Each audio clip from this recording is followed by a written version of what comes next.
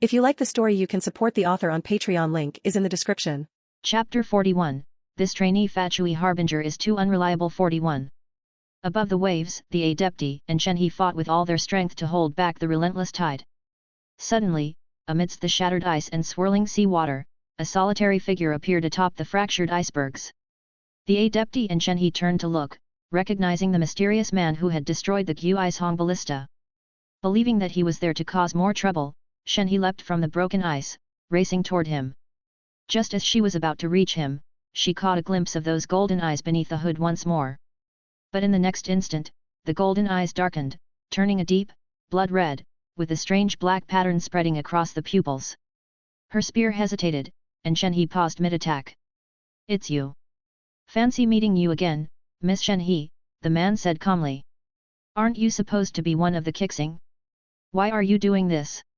Shenhe demanded, her voice cold. Seeing how Shenhe still believed he was the Qixing member Liyue, Luo Qing felt a twinge of guilt. If he had known things would turn out this way, he wouldn't have deceived her back then. "That's a secret," he replied with a smile, then turned to face Oziel. "You've fought hard enough. Leave the rest to me." Without waiting for a response, Luo Qing leapt high into the air.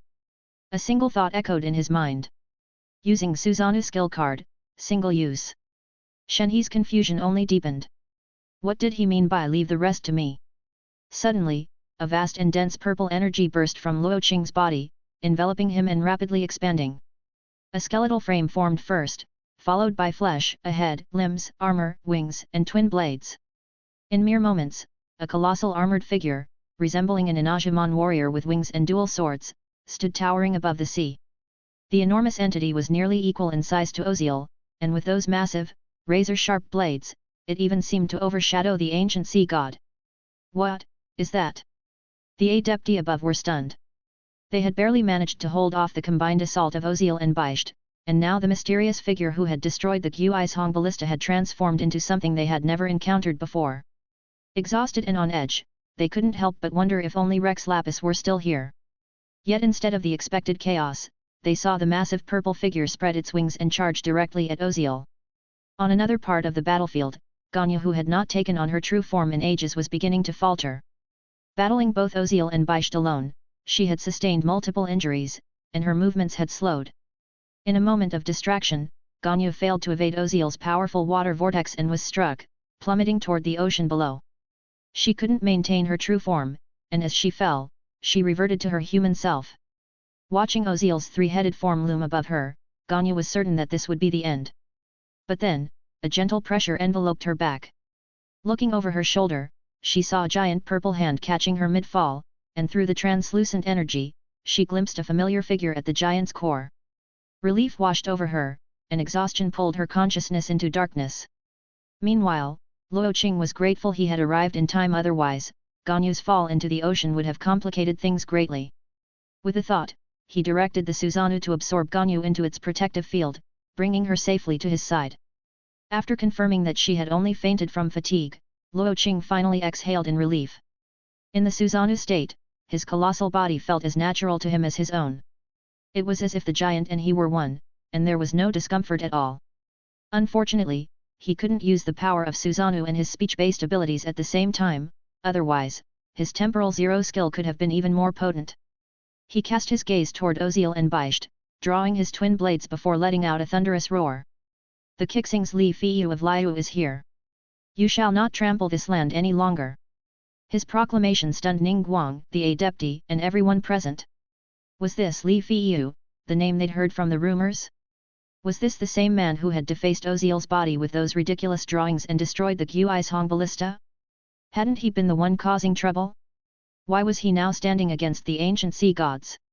In the distance, atop the mountains, many of the evacuating civilians had never even heard of Liyue's Qixing member named Li Feiyu. Yet, seeing the giant spirit clad in brilliant purple armor, they were convinced and began to cheer. "Go, Lord Li Feiyu! Li Feiyu, you've been hiding for so long, and now you dare show your face? Be crushed beneath the waves!"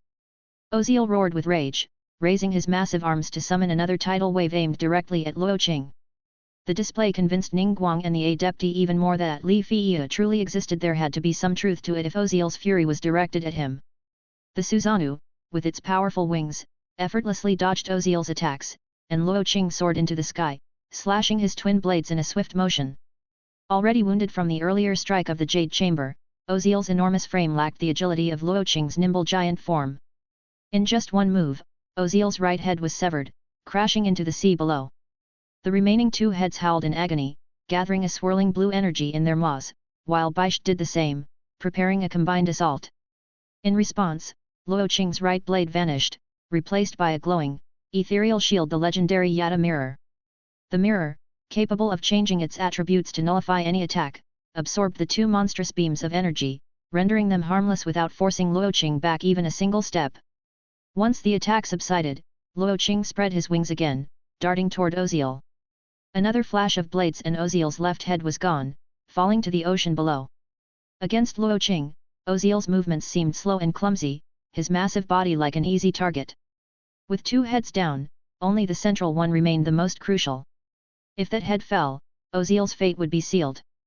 But just as Oziel braced himself for a final, devastating blow, Luo Qing did the unexpected. He lowered his blades and said in a cold voice, "Return to Gaiun Stone Forest, and I'll spare your life." Though things had deviated from the original course, especially with Baish's unexpected involvement, Luo Qing still wanted to steer events back on track, to avoid any major disruptions in the timeline. "Li Feiyu, do you mock me with your mercy?" Oziel's remaining head roared furiously. "Answer me yes or no." Glaring at Luo Qing, Oziel gave a furious roar before sinking back beneath the waves. As Oziel retreated, the effects of the sigils of permission began to wear off, and the seals of Gaiun Stone Forest slowly reactivated. The turbulent waves calmed, and the storm began to subside. And as for Baish, Luo Qing only gave her a single, piercing glare. With one frightened glance, she fled, not daring to linger a moment longer. She had heard that Rex Lapis was dead, which was why she had dared to join Oziel in his rampage. But after witnessing Liyue's defenders fight with such ferocity, capable of defeating a god, she decided this was one grudge that didn't need to be avenged. Chapter 42, This Trainee Fatui Harbinger is Too Unreliable. 42. With the retreat of the two sea monsters, the turbulent waves began to calm, leaving only the towering purple energy giant standing on the ocean's surface. At the harbor, Lumine, Ningguang, and the others gazed in disbelief at the scene unfolding before them. None of them had expected the disaster to end in such a dramatic way.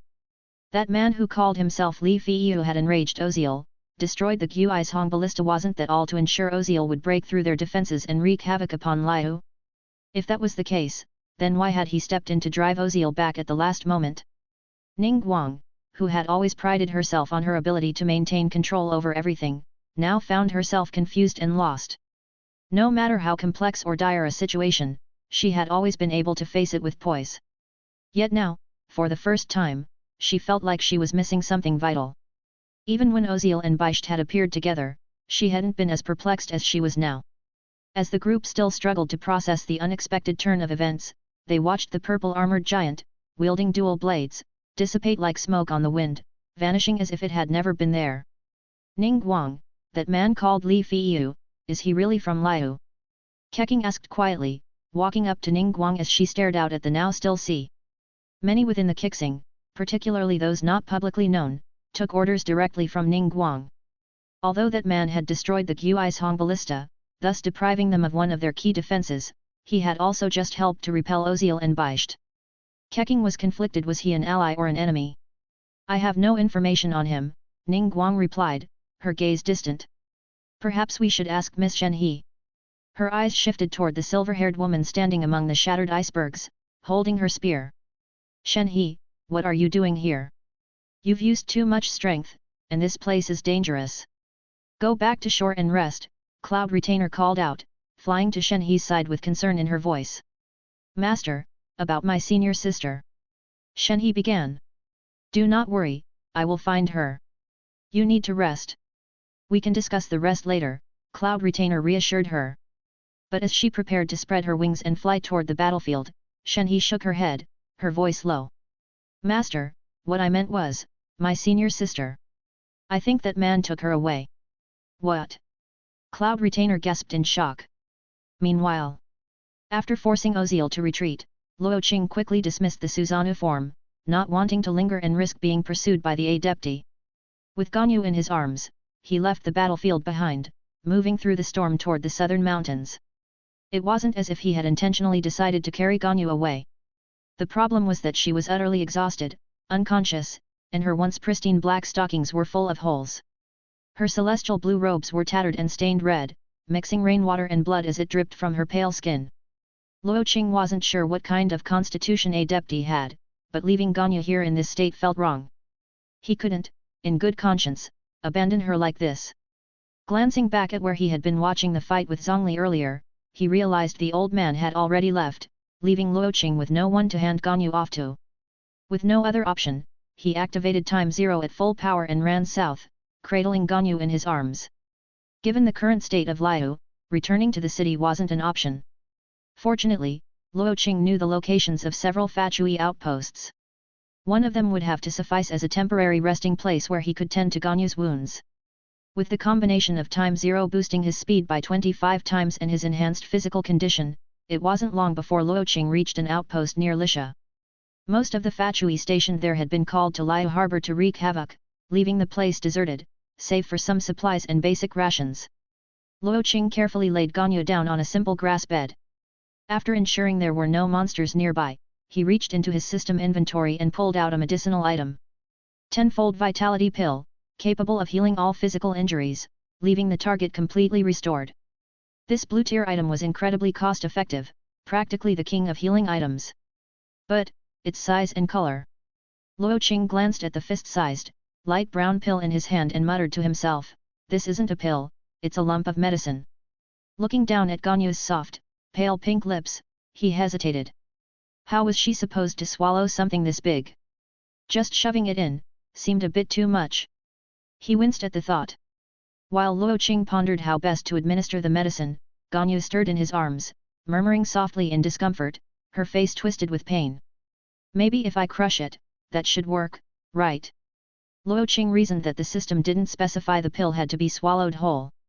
Finding a porcelain bowl, he crushed the massive pill into small pieces, then ground it into a fine powder. Sitting beside Ganyu, he gently lifted her head and rested it in his lap. With one hand supporting her neck, the other brought the bowl of powdered medicine close to her lips. However, Ganyu's lips remained tightly shut. "No way to get it in." "Ganyu, be a good girl and take your medicine," Luo Qing coaxed softly. Miraculously, the unconscious Ganyu seemed to respond to his words. Her delicate pink lips parted just slightly, enough for Luo Qing to begin administering the medicine. Not wanting to risk diluting its effects, Luo Qing had chosen not to mix the powder with water. As the dry medicine hit her tongue, Ganyu's face scrunched up at the bitter taste, and she began to cough lightly. "Almost done, Ganyu, just a bit more," Luo Qing whispered, using his finger to gently wipe the remaining powder from her lips and push it into her mouth. Slowly, the effects of the medicine became apparent. Ganyu's wounds began to close, and the internal damage healed rapidly. As Luo Qing focused on feeding her the last bit of medicine, Ganyu's eyes fluttered open. Her vision was still blurry, but she could just make out the figure of a man in a hood and mask, carefully feeding her something. For some reason, something about this man felt familiar. Meanwhile, Luo Qing was busy, softly murmuring to the unconscious Ganyu as he finished the medicine. "Good girl, almost there." Finally, the bowl was nearly empty. It had gone much more smoothly than he'd expected. But just as he was wondering why Ganyu had become so cooperative, he glanced up only to lock eyes with her. The two stared at each other, momentarily speechless. "Who are you?" Ganyu asked, her voice weak. Someone you don't know." "Don't overthink it." "Luo Qing, it's you, isn't it?" "Damn it," Luo Qing cursed inwardly. "I should have kept my mouth shut." Chapter 43, This Trainee Fatui Harbinger is Too Unreliable. 43. Ganyu slowly pushed herself up from the makeshift grass mat, supporting herself with one hand on her forehead. She looked around, realizing she was in a Fatui encampment. Her gaze drifted down to her own body. Her wounds were almost fully healed, and the bitter taste of medicine still lingered in her mouth. There was no need to ask, she already knew that Luo Qing must have been the one to save her. But considering the severity of her injuries, even the adepti would have required some time to heal her without leaving any lasting damage. How had Luo Qing managed to restore her so quickly? Luo Qing, was it you who saved me? Ganyu asked softly. Can I say it wasn't? Luo Qing hesitated, but seeing the gentle and trusting look in Ganyu's eyes, he couldn't lie. All right, yes. It was me. Thank you. Luo Qing, she murmured, her voice soft but genuine. Her eyes wandered over the camp's distinctly Fatui decorations, and she hesitated before asking, can you tell me, why are you doing all this?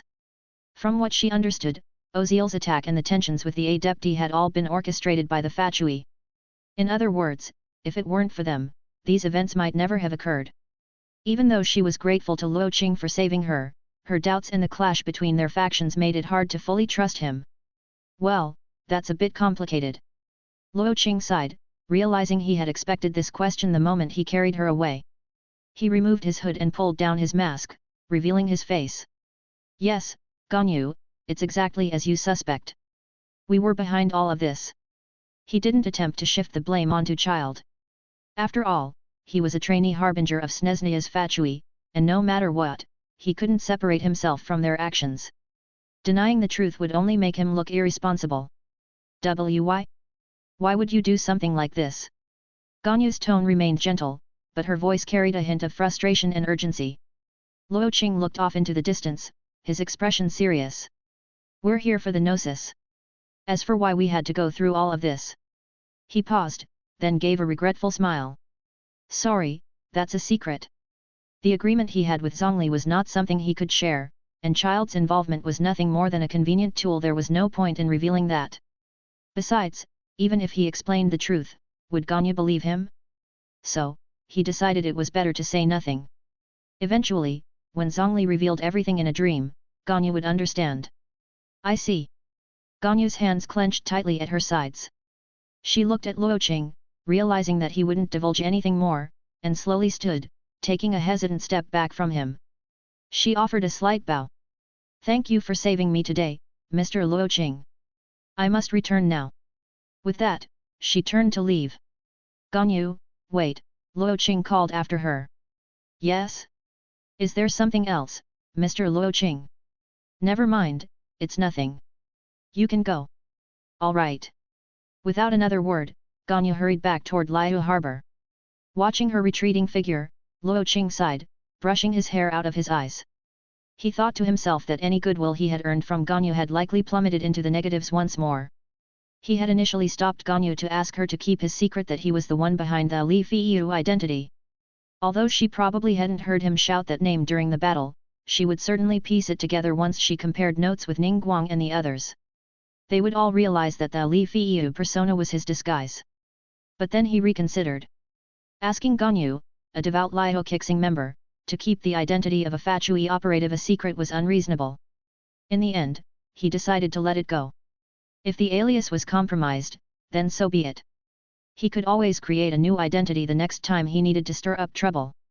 After tidying up the outpost and restoring it to its original state, though knowing the owner likely wouldn't be returning, Luo Qing headed back to Liyue. The normally bustling streets of Liyue harbor were eerily quiet, with many of the townspeople still sheltering in the mountains. Only the Wangsheng funeral parlor remained open, its doors wide. Hu Tao, who had been hypnotized by Zhongli to rest, had woken up halfway through being escorted to safety and stubbornly insisted on returning to the parlor. Now she stood at its entrance, cheeks puffed in frustration, demanding an explanation from Zhongli, who could only shrug helplessly. Luo Qing didn't bother greeting them, instead slipping quietly past. A few quick steps and he was back at the Northland Bank's attic. Inside, Teresa, whom he had handed off to Natalia and the others, was now awake. She sat on the bed, bandaged but animated, surrounded by the three Fatui members, all staring at each other awkwardly. As soon as Luo Qing appeared on the balcony, Teresa perked up and waved excitedly, despite wincing in pain. Mr. Luo Qing! Thank you for saving me! Ah, ow, ow! Her enthusiasm had caused her to tug at her bandaged wounds, and fresh blood began to seep through the dressings. Seriously? We just changed those bandages. Natalia said, exasperated, wondering where the electro-mage got all her energy. Teresa gave a sheepish grin, holding her injured arm tightly. Hee hee. I just got too excited seeing Mr. Luo Qing. It's fine. I'll just hold it like this, and it'll be okay. Natalia, Sergei, and Igor exchanged helpless looks before turning to Luo Qing. Here, eat this, and you'll be fine, Luo Qing said, summoning another tenfold vitality pill from his system and tossing it to Teresa. She caught the large, brown pill, staring at it in confusion. Mr. Luo Qing, it's so big. I don't think it'll fit. I didn't say you had to swallow it whole. Just take bites, Luo Qing replied dryly. Oh, all right. Realizing her mistake, Teresa blushed and began nibbling the pill slowly. You three, take these two, Luo Qing said, pulling out his last 3 tenfold vitality pills and handing them to Natalia and the others. Use them if you are ever seriously injured. The trio accepted the pills with gratitude, and Luo Qing turned back to Teresa. Was it child who sent you up there? He asked. Yeah, he said whoever managed to destroy that ballista would earn a first-class merit, Teresa explained bitterly. But there were vision users everywhere. Not to mention those adepti. It was clearly a suicide mission. I should have known better than to fall for his promises. She grumbled louder with every bite, as if venting her frustration on the pill. All right, I get it, Luo Qing interrupted with a sigh. Turning to Natalia, he said, once she's finished eating, help her fill out a transfer request. Get Snezhnia's approval to reassign her. From now on, she'll be the only subordinate you three have. Wah! Mr. Luo Qing, are you saying I'll be one of your direct subordinate? Teresa nearly leaped off the bed, beaming. Finish your medicine and handle the paperwork, Luo Qing said, giving Natalia a meaningful look before hurrying out. He had to find Zhongli quickly. He needed to make sure that when Zhongli decided to reveal the truth, he'd make it clear to Ganyu that he, the Geo Archon, was the one behind everything and that Luo Qing had nothing to do with it. Chapter 44, This Trainee Fatui Harbinger is Too Unreliable 44. Luo Qing, now dressed in his usual Snezhnian merchant attire, casually left the bank and headed towards the Wangsheng funeral parlor. By now, many residents had returned to the port area, so his presence on the streets wasn't out of place. Reaching the funeral parlor, he saw that Hu Tao and Zhongli were still standing at the entrance. It seemed that after all this time, Zhongli still hadn't found a satisfactory explanation to appease Hu Tao's anger.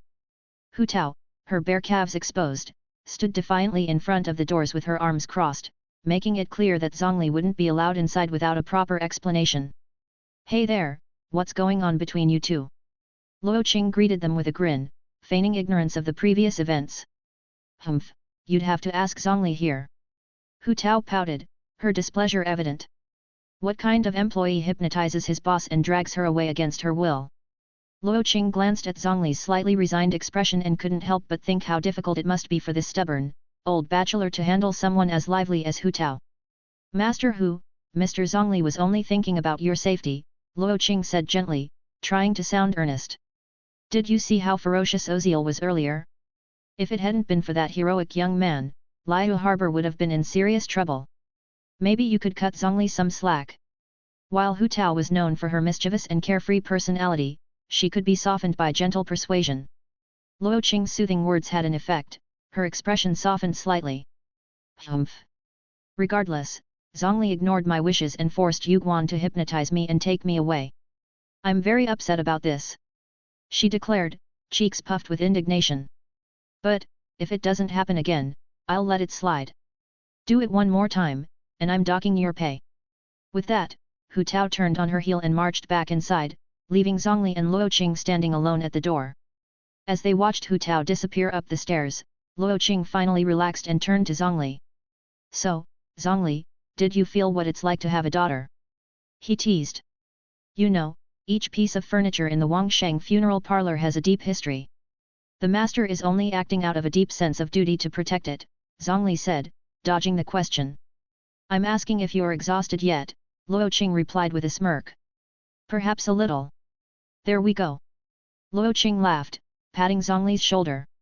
By the way, remember our little agreement? Don't forget about that favor you owe me. After all, a favor from the Geo Archon himself was a valuable thing, something that gave Luo Qing a sense of immense security. Of course, Zhongli nodded solemnly.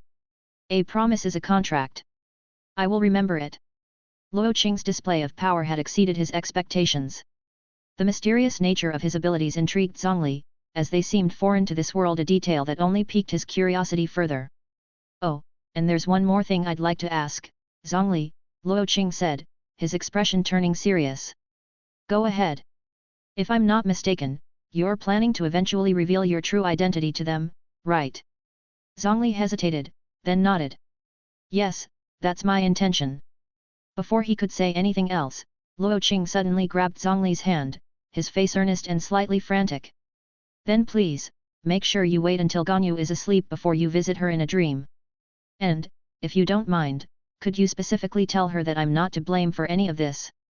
It's very important to me. Luo Qing insisted. All right, Zhongli agreed with a small nod, baffled as to why Luo Qing seemed so fixated on what Ganyu might think of him. But considering he was already retired, it wouldn't hurt to clarify things for Luo Qing when the time came. Seeing Zhongli's quick agreement, Luo Qing thought to himself that the world was full of good people after all. With Zhongli's promise, surely Ganyu wouldn't miss the message this time. With that settled, Luo Qing and Zhongli moved on to more casual topics, chatting about when they'd go fishing together next. Meanwhile, at the port. After hearing Ganyu's explanation and cross-referencing their reports, the group finally realized that the person posing as Li Feiyu was none other than Luo Qing. As a Fatui operative, it was Luo Qing who had stolen the Adepti artifact from Cloud Retainer's vault, held Shenhe's slender waist, sabotaged the ballista, and ultimately repelled Oziel and Baicht. The revelations left both the Adepti and the Kixing at a loss regarding Luo Qing's true intentions and allegiances. If he was an enemy of Liyue, why save the city during its darkest hour? But if he was a friend, what about all the chaos the Fatui had sown? Ningguang and the others found themselves caught in a conundrum. How should they treat Luo Qing and the Fatui going forward? Humph, that brat's dealings with Liyue are your concern, Cloud Retainer huffed. But he stole my invention and had the audacity to hold my disciple. That's a matter I'll handle personally. She deliberately separated her personal grievances from the broader concerns of Liyue, hoping that Ningguang wouldn't let her anger at Luo Qing's theft skew her judgment of his actions. Shenhe, are you coming back with me? Cloud Retainer asked, looking down at her disciple. Master. I'm not ready to return yet, Shenhe said softly, glancing at Ganyu. For some reason, Luo Qing's face flashed in her mind, and her emotions grew even more muddled. Very well. If that's the case, I'll leave you in their care for now, Cloud Retainer said before spreading her wings and taking to the skies. With Cloud Retainer's departure, the other Adepti soon followed, leaving behind a few parting words before departing themselves. The most urgent task is to help the people rebuild. We can discuss everything else later, Ningguang said firmly. With the Geo Archon gone, Ningguang felt it was her duty as one of the Kixing to guide Liyue forward in its time of need. Receiving their orders, the gathered soldiers and citizens seemed to find renewed purpose, dispersing to begin their work. Only Ganyu and Shenhe remained at the port, reluctant to leave. After Ganyu had lost consciousness, Oziel's storm had continued to rage. When she awoke, she had initially assumed that Luo Qing had only rescued her, leaving Oziel to wreak havoc. But when she returned to the battlefield, she found out that both Oziel and Baicht had already been repelled. Only then did she realize that Luo Qing hadn't just saved her, he had also driven away the ancient threats. Thinking back on it, she wondered if her earlier attitude toward Luo Qing had been too harsh. It was the first time she'd spoken so coldly to anyone. On the other hand, Shenhe, noticing her senior's distracted expression, couldn't help but feel puzzled. After a moment's thought, she approached Ganyu. Senior sister, are you close with that Li? I mean, Luo Qing? She asked quietly. What? Ganyu jumped, startled. Why would you ask that, Shenhe? We've only met a few times, well. I guess you can't really say that. Ganyu hesitated, remembering how Luo Qing had accompanied her from Liyue to Daihua Marsh and back again. In total, they had spent nearly half a month together. It almost felt like they had gone on a short trip together. In that case, could you take me to meet him? Shenhe asked softly, not understanding why Ganyu seemed so flustered. Chapter 45, This Trainee Fatui Harbinger is Too Unreliable. 45. After finishing his chat with Zhongli, Luo Qing didn't return to the Northland Bank. Instead, he left Liyue and headed back to the outskirts near Daihua Marsh. Ever since Oziel had roared out the name Li Feiyu, Luo Qing's system had been registering waves of frustration points from Liyue's citizens and the Adepti. Because of the high stakes of the situation, the frustration points came in tens, a rare occurrence. The points only stopped flowing in after his conversation with Zhongli and his departure from Liyue. By the time he arrived near Daihua Marsh, the system had accumulated a staggering total of 11,250 frustration points. In other words, he now had 112 chances to draw from the pool. No matter what, he was determined to get that golden legendary Susanoo, complete form. He already had a good grasp of its power after the battle with Oziel. In the Susanoo state, his physique saw a dramatic increase, and the full-body Susanoo could at least rival a god. If his physique continued to improve, its power might rise even higher. The only downside was that activating Susanoo meant he couldn't use other bloodline-based abilities, like his spirit speech, Time Zero. Still, if he could combine Time Zero with Susanoo, Luo Qing felt he'd be nearly invincible, even against godlike foes. With 112 draws at his disposal, he was guaranteed to get it, even if his luck was at its lowest. With a racing heart and trembling hands, Luo Qing steadied himself. He opened the system's summoning screen with a thought. Cards flashed by one after another, but as long as they weren't golden, he quickly skipped them, intending to review his prizes later in the system inventory. 1 draw, 2, 3, 4. By the 8th 10 draw, luck finally turned his way, and the golden glow appeared. You have acquired Susanoo, complete form. Susanoo, complete form, allows the user to activate a full-body Susanoo, Teyvat edition, for up to 10 minutes, with unlimited uses, restricted by the user's physique. Luo Qing smiled, satisfied. Then his gaze drifted to the updated summon screen. Once a golden item was pulled, the pool would refresh with a new item. This time, the up banner showed. Current up, Guardian Angel. What is this? Luo Qing was momentarily puzzled, but quickly opened the item description. Guardian Angel, passive item. When the user loses all life signs, this item will be consumed to restore the user's physical body to a weakened state. Note, this item has a cooldown of 1 year after use. It can also be given to others. They really just brought a League of Legends item into Teyvat. Luo Qing muttered, a little amazed. It seemed his system could incorporate anything. If Guardian Angel was available, who knew if Infinity Edge would pop up next? Still, it was undeniably a powerful item. With Guardian Angel, he effectively had 1 resurrection per year provided no one camped his body. Reflecting on this, Luo Qing wondered if the system was hinting at some impending danger. He couldn't think of any immediate threats, so he shrugged off the concern and opened his inventory to check his 110 draws worth of loot. Thunder Breathing Technique, purple. Electrovision, purple. Mimic Mask, purple. Spirit Speech, Kamaitachi, purple. Hydrovision, purple. Water Breathing Technique, purple. Two-Sword Style, purple. Harry Potter's Invisibility Cloak, purple. Six-Barreled Gatling Gun, purple. Spear Rocket Launcher, purple. M82A1 Sniper Rifle, purple. Additionally, there were the usual emotional energy cards, physique enhancement cards, and favorability increase cards. The sudden influx of items left Luo Qing momentarily stunned. The sheer variety of gear made him question if the system's randomness was intentional or not. Breathing techniques, visions, and spirit speech all made sense in Teyvat, but what were Gatling guns, rocket launchers, and sniper rifles doing here? Luo Qing, already familiar with the breathing techniques and visions, skipped their descriptions and moved on to the other items. Mimic Mask, when worn, it allows the user to alter their face and voice based on pre-existing templates, perfect for disguises. Spirit Speech, Kamaitachi, summons wind blades that ignore terrain, ideal for scouting and exploration. Note, affected by the user's physique and can be used alongside other word spirit items. Harry Potter's Invisibility Cloak, grants invisibility while worn. It does not hide one's aura. Two-Sword Style, grants the user master-level proficiency in dual-wielding swords. As for the modern weapons, they functioned the same way as they had in his original world. However, there was one key difference that caught Luo Qing's eye. Hot weapons ammo automatically regenerates without limit and can be used by others. This meant he could arm others with these weapons, as they had no ammunition restrictions. The potential power these guns held. Luo Qing suspected that in the world of Teyvat, few creatures could withstand such firepower. Curiosity piqued, Luo Qing decided to summon all 3 firearms from his inventory. He stood, holding the black weapons, a rocket launcher on his left shoulder and a Gatling gun in his right hand. Targeting a nearby Geo Slime, he pulled the triggers. In an instant, Daihua Marsh was filled with the deafening roar of explosions. Geo Slime defeated. After a round of testing, Luo Qing had a clear sense of the gun's power. They packed more punch than the weapons wielded by Kenrya's ruin machines, though not outrageously so, except for the sniper rifle. These guns were strong enough to handle typical monsters and ruin automatons, but against more formidable foes, they'd lose their effectiveness.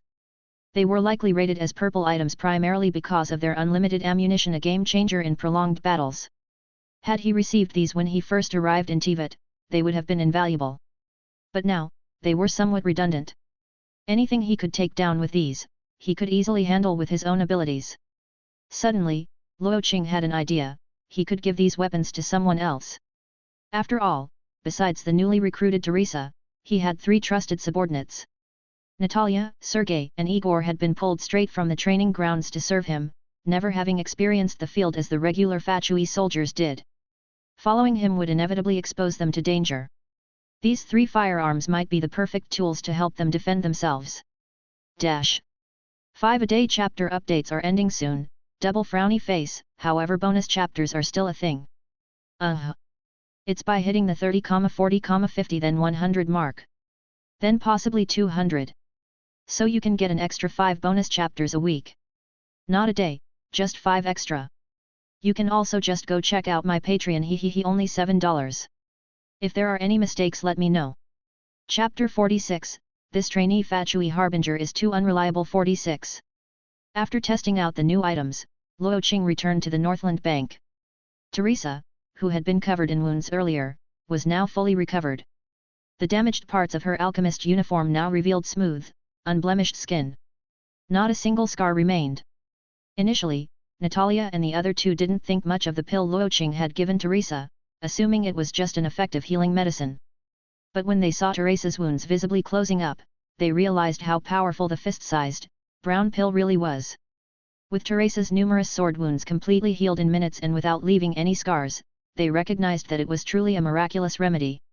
The trio's respect for Luo Qing grew even deeper. Such a valuable medicine, it was clear Luo Qing had gone to great lengths to obtain it, yet he had handed it over so nonchalantly. They were moved to the verge of tears. Back in his study, Luo Qing noticed that Natalia and the others were looking at him with an unusual intensity, almost as if they were deeply moved. The only exception was Teresa, who seemed slightly regretful, possibly because she had already consumed the medicine. "What's with those looks?" Luo Qing asked as he entered, feeling a bit uncomfortable under their gazes. Teresa immediately rushed to him, grabbing his hand. Her expression was filled with eagerness, almost as if she might start crying any moment. "Lord Luo Qing, I swear I'll repay you one day." Okay, I get it. Calm down a bit." Luo Qing pulled his hand away from Teresa, sounding a little exasperated. "So, can I get another one of those pills?" Teresa asked, her eyes sparkling. It was huge. "I really liked it. Do you even realize what you're saying?" Luo Qing was speechless. He wondered how someone could be more outrageous than him. "Please, Lord Luo Qing, I really want another one." Teresa whined, tugging at his sleeve with a hint of coquettishness. After being on the battlefield for so many years, battling with hilly churls and monsters, Teresa was well aware of how precious that pill was. Simply put, it was a second chance at life. Unlike Natalia and the others, Teresa's ability to read situations was far more refined. Seeing how casually Luo Qing had given the pill earlier, she sensed that it wasn't of significant importance to him, so she was determined to try and ask for another one. What did she have to lose? "Stop being ridiculous." Luo Qing took out another one of the brown pills and tossed it onto Teresa's forehead before turning to Natalia and the others. "If you run out, just ask me for more. Don't start acting like her, understood?" "Yes, Lord Luo Qing," Natalia and the others replied solemnly. They couldn't help but admire Teresa's boldness for being so carefree in front of Luo Qing. "By the way, each of you pick one of these," Luo Qing said as he casually waved his hand. 3 modern firearms appeared on the ground, dark and with peculiar shapes that made the trio curious. "Lord Luo Qing, what are these?" Igor asked, looking puzzled. "They're weapons for you. The 3 of you have pretty low combat capabilities, so these will be for self-defense." "Thank you, Lord Luo Qing." One by one, they made their choices. Sergei picked the Gatling gun, Igor selected the rocket launcher, and Natalia chose the sniper rifle. What about mine? Teresa asked, poking her head out once more. Her motto was that the squeaky wheel gets the grease, and if she could freeload from Lord Luo Qing, she absolutely would. Aren't you fine with your thunder wasps? But all my little wasps were wiped out by the people of Liyue. I don't have any left. Then grow more. There's none for you. Oh. All right, you three stay here while I go teach you how to use them. Luo Qing was about to take them outside for weapon training when a knock came at the door. Lord Luo Qing, someone's here to see you, Felix's voice called from outside. Me? Who is it? It's a silver-haired woman with a spear. She said she's here to see you but didn't mention why. What should I do? There was no need to guess. The description alone was enough for Luo Qing to know who it was. But what had he done to make Shenhe follow him all the way from Jueyunkars to Liyue? I'll be right down. Yes, sir. Since Shenhe was looking for him, Luo Qing had no choice but to postpone the weapons training. After telling the trio to stay put, he headed downstairs to meet her. Sure enough, as soon as he arrived at the entrance, he saw Shenhe standing there. Because of the spear she carried, the guard at the entrance, Nadia, eyed her warily, ready to act if necessary. Now that Shenhe had figured out his identity, there was no point in keeping up the pretense. Luo Qing decided to meet her face to face without any disguises. On the other side, Shenhe had learned that Luo Qing was from the Fatui, and the Northland Bank might be a place to find him. She followed some hints all the way to Liyue Harbor, asking around to find her target, barely holding back her temper in the process. Now, as she stood at the door, she couldn't quite explain what she felt. Somehow, she couldn't let go of what had happened back in Jueyunkars. Luo Qing approached Shenhe, motioning for Nadia to step aside. With a smile, he greeted her. Miss Shenhe, what brings you here today? Your real name is Luo Qing, right? Shenhe asked, her voice even as she raised her spear. Yes, it is. Sorry about the deception back at Jueyunkars, Luo Qing replied with a nod. So, what's the reason for your visit, Miss Shenhe? Shenhe hesitated, suddenly unsure of her purpose. Why had she come looking for Luo Qing? After a moment of indecision, Shenhe stepped back and raised her spear, pointing it straight at Luo Qing's face. You humiliated me that day. I'm here for revenge. Revenge? Luo Qing was momentarily stunned. He thought back he had gone easy on her during their last encounter, and she hadn't stood a chance against him. Yet here she was, seeking revenge? Was this girl really so eager to be defeated again? Luo Qing, a decent person by nature, was bemused. Had he not been so principled, Shenhe would have found herself in an even worse position. Observing Shenhe closely, Luo Qing sensed a hint of uncertainty in her voice. Curious, he reached out and gently nudged her spear aside with his finger, leaning in slightly to meet her gaze. Their eyes locked. Seconds passed, and unexpectedly, Shenhe averted her gaze, turning her face slightly away. Chapter 47, This Trainee Fatui Harbinger is too unreliable. 47. Why you scoundrel? Why are you staring at me like that? Shenhe felt a strange sense of guilt under Luo Qing's direct gaze.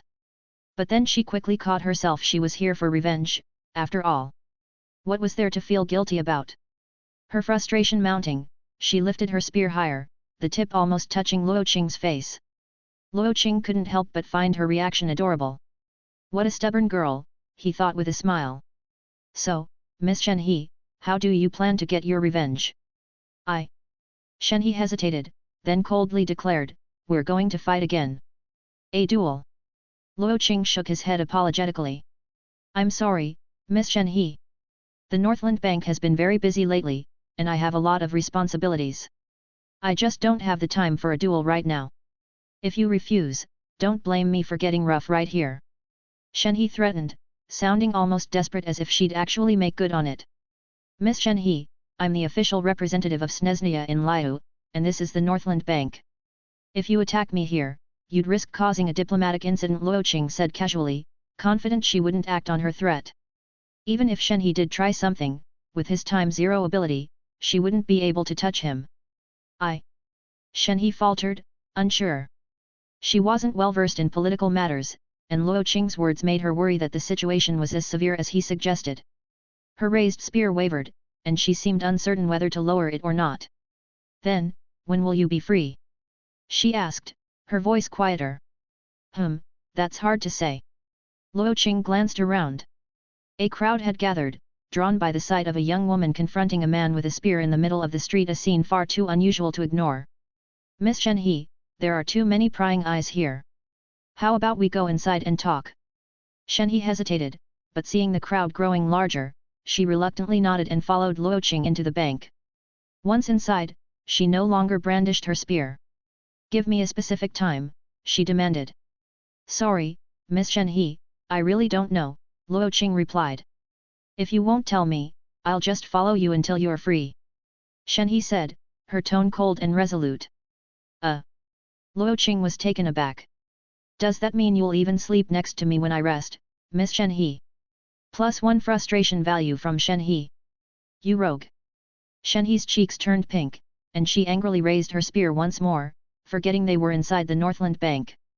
As soon as the spear came up, the bank's guards went on high alert, gripping their weapons and preparing to intervene. Luo Qing waved them off, signaling that everything was under control. Miss Shenhe, how about this: when I finish my work, I'll come to find you, and we'll have a fair duel. If I lose, you can do whatever you want with me. How about that? Do you mean it? I swear it. Fine. I'll be waiting for you in Liyue. Shenhe summoned an ice talisman, tossing it to Luo Qing. It contained her current address. I hope you don't go back on your word. With that, she cast one last icy glance at him before swiftly exiting the bank. Luo Qing glanced down at the ice talisman in his hand. As soon as he committed the address to memory, the talisman disintegrated into frost. He sensed the curious stares from the people around him. Looking up, he saw that everyone in the hall had paused their work to watch him. What are you all staring at? Get back to work! Luo Qing snapped, waving them off. Spotting Natalia and the others leaning over the balcony above, obviously eavesdropping, he frowned and headed upstairs. As soon as he reached the second floor, Natalia rushed to ask, Hey, Lord Luo Qing, who was that girl? How do you two know each other? Don't ask questions you shouldn't, Luo Qing replied curtly, darkening his expression. He was already annoyed that they had been snooping. Oh, come on. It's just a question. Teresa chimed in with a mischievous grin. Did you do something to her, Lord Luo Qing? I did not, and stop making things up, Luo Qing said firmly. Oh, you totally did. That girl's eyes were practically shining. You must have done something to her. Teresa insisted, her eyes gleaming with curiosity. It was just a little waist grab. Is that really such a big deal? Luo Qing muttered defensively. He'd carried Shenhe around for a while and happened to hold her by the waist. In Snezhnia, when he had pulled a similar move with Yekavun, a handmaid with a slender waist, she hadn't made such a fuss. She only got mad because she didn't make the cut for his selection. Well, that's Snezhnia for you, Teresa nodded sagely. But this is Liyue. The girls here are super conservative. They'd blush just from holding hands. And that girl looked like the cool but warm type. If you get close to her heart, she's bound to show her softer side. Lord Luo Qing, you're in trouble. Is it really that serious? Luo Qing was starting to doubt himself. Teresa spoke with such conviction that he began to question his actions. Absolutely. Sure, she's all cold and says she wants to duel you, but that's just her way of trying to get to know you better and figure out who you really are. She might seem hostile now, but if you show her a little care and attention, she'll fall for you, bit by bit. Her hate will turn into love, and she'll start depending on you, Teresa explained passionately. Really? Luo Qing was skeptical. Really? If you need some tips, I can help you win her over, Teresa offered slyly. No, thanks. I'd rather handle it myself, Luo Qing declined with a shake of his head. Then he paused. Teresa had been locked up in Gaiun Stone Forest for so long. When did she get so knowledgeable about relationships? Have you been in a relationship before? He asked, raising an eyebrow. Nope, Teresa replied with a shake of her head. Then how do you know so much? From reading all the light novels published by Ye Publishing House. They cover this stuff in great detail. Go play somewhere else, Luo Qing said, pushing Teresa aside. He felt ridiculous for ever considering her advice. Who in their right mind would develop feelings just from being carried around? That only happens in novels. T/N, frick, I just realized it was anxiety value for a bit. Why do I translate these past midnight? Future me, here I actually fixed the ones I spotted, hee already. Chapter 48, This Trainee Fatui Harbinger is Too Unreliable. 48. Several days passed, and the shadow left by Oziel's attack seemed to have faded from Liyue. The city had once again returned to its usual bustling prosperity. With the Adepti retreating, the Qixing had now taken full control of Liyue, making it truly a land ruled by humans. In recent days, Ningguang had been too busy overseeing the post-disaster reconstruction and other cleanup efforts to think about Luo Qing's situation. She had simply ordered a news blackout, keeping the identity of the person who repelled Oziel known only to the Qixing and a few trusted higher UPS. According to recent reports from Yelin, despite his exposed identity, Luo Qing hadn't fled. Instead, he continued to wander the streets of Liyue every day, as if he were a true Liyue native. Now that the reconstruction of the harbor was nearly complete, Ningguang felt it was time to probe Luo Qing's intentions once again. A figure with the strength of a god, and from the Fatui no less, was not someone she could afford to leave unchecked. But unlike the last time, Luo Qing had, after all, helped Liyue by driving Oziel back. She couldn't wait for him to come to the Jade Chamber on his own. This time, she made time in her schedule, preparing to take the initiative and meet Luo Qing in person. Morning. The sun was shining, and the salty sea breeze blew gently across the harbor. Ningguang arrived alone at the entrance of Northland Bank. As the leader of the Qixing, visiting the Fatui's bank in person was certainly a significant gesture towards Luo Qing. Upon entering the hall, those who recognized Ningguang's identity were visibly tense, unsure why this ruler of Liyue had come here alone. Ningguang, may I ask what brings you to Northland Bank today? Manager Andre quickly stepped forward to greet her. Although the relationship between Liyue and Snezhnia was far from cordial, Ningguang was, after all, the de facto ruler of Liyue. Showing her the proper respect was imperative. I'm here to see your Lord Luo Qing. Is he in? Ningguang's voice was calm as she began to survey the interior of the hall. Though the architecture was based on Liyue's style, many of the furnishings had been replaced with Snezhnian designs. The bank's setup was also quite different from Liyue's native treasuries, proof that it was a foreign bank with some influence. Sensing someone watching her, Ningguang looked up and spotted a refined woman wearing a half-face mask, peering down at her through a half-open window on the second floor. There was something strange about this woman's aura. Even from a distance, Ningguang could sense a cold intensity emanating from her, beneath which lay a hidden warmth. It seemed as if someone else had spoken to her, and the masked woman broke eye contact with Ningguang, turning her head slightly. Her lips moved, as if she was engaged in a conversation. Excuse me, Ningguang, but Lord Luo Qing left early this morning. He isn't in the bank right now. Can you tell me where he went? Ningguang's tone was firm, with a hint of authority that brooked no refusal. Well, all right, let me go check for you. Andre hesitated for a moment before running upstairs to ask Natalia, who, after some inquiries, directed him back downstairs. Catching his breath, Andre relayed, Lord Luo Qing's subordinates said he went fishing at the southern docks with the guest consultant from Wangsheng funeral parlor. Maybe it would be best if you visited another day. All right, thank you. Ningguang nodded slightly, about to leave, but she couldn't resist looking back up at the second floor. The window was now closed, and the woman's face was no longer visible. After Ningguang left, inside the second floor room. Why did she come here? Lady Signora, she said she was looking for Lord Luo Qing, Andre replied respectfully. Oh, Luo Qing, he certainly knows how to attract a woman's attention. Signora's lips curled into a subtle smile, whether it was praise or mockery was unclear. Hey, instead of gossiping about our colleague, why not think about what we're going to do next? Across from Signora, Child took a sip of Snezhnian fire water, his expression tinged with frustration. No matter how he thought about it, his plan seemed flawless. He'd not only released Oziel but also summoned his wife, Baicht. It had seemed inevitable that Morix would intervene when Liyue could no longer withstand the assault. But out of nowhere came this Li Feiyu, who took down Oziel in just 2 strikes. His carefully laid plans had been completely derailed. We'll discuss it when Luo Qing gets back. Signora's smile deepened, and she said nothing more. Noon, the old dock at Liyue's southern coast. Two men sat side by side on the wooden pier. One of them wore a wide-brimmed fisherman's hat to shield himself from the midday sun. Each held a fishing rod, their voices occasionally drifting on the breeze. Let me tell you, the fish here aren't very bright, especially the thornfish and bombfish. They'll bite at any bait. We'll definitely catch something big today, no way we're going home empty-handed.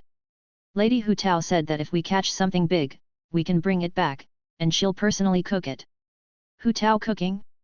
Yikes, maybe not. Oh, by the way, the rite of parting is coming up soon, do you? Luo Qing was about to ask Zhongli if he'd attend his funeral and pose for a picture with him when he suddenly heard the distinct sound of high heels clicking against the wooden planks behind him. He turned around to see a tall, silver-haired woman with red eyes, her expression cool and her legs long, walking steadily in his direction. Lord Luo Qing, it's been a while. Ningguang gave a polite nod, her gaze briefly flicking to the young man sitting beside Luo Qing. Previously, during her investigation into the circumstances surrounding the Archon's death, she had looked into this mysterious consultant from Wangsheng funeral parlor, only to find no useful information. All she knew was that he was kind, knowledgeable, and unhurried. Seeing how closely Luo Qing interacted with him now, Ningguang couldn't help but wonder if this Zhongli had any connections to the Fatui. Luo Qing removed his fisherman's hat with a smile. Oh, Lady Ningguang, what a coincidence. You're here to fish too. Ningguang was momentarily speechless, thinking to herself that her attire clearly wasn't meant for fishing. She steadied herself and spoke politely, I have some questions weighing on my mind, and I was hoping Lord Luo Qing could answer them. Would you mind accompanying me to Xinyu kiosk for a discussion? Questions? Are they about personal matters? Luo Qing shook his head slightly. I've never been in a relationship, so I might not be much help with those. Frustration value from Ningguang +1. Ningguang took a deep breath to steady her emotions. No, it's about recent events. Oh, I see. But I haven't caught any fish yet. Luo Qing pretended to be troubled. If I leave now, they'll call me a failure as a fisherman. How about this, Lady Ningguang, I'll lend you a fishing rod, and you can join us for a bit. Frustration value from Ningguang +1. Chapter 49, This Trainee Fatui Harbinger is too unreliable. 49. If Ningguang had the chance to do it over again, she definitely wouldn't have come out in person to invite Luo Qing. No wonder Bai Yishi had returned last time with such a resentful expression after being sent to fetch him. Now, Ningguang finally understood. She politely declined the fishing rod that Luo Qing offered her, saying she would simply wait nearby. The midday sun was shining directly overhead, and soon enough, beads of sweat appeared on Ningguang's forehead. If she kept standing there, her snow-white, delicate skin would soon be as tanned as Xinyan's. Here, Miss Ningguang, if you don't mind, you can wear this for a while. Luo Qing took off his fisherman's hat and handed it to Ningguang.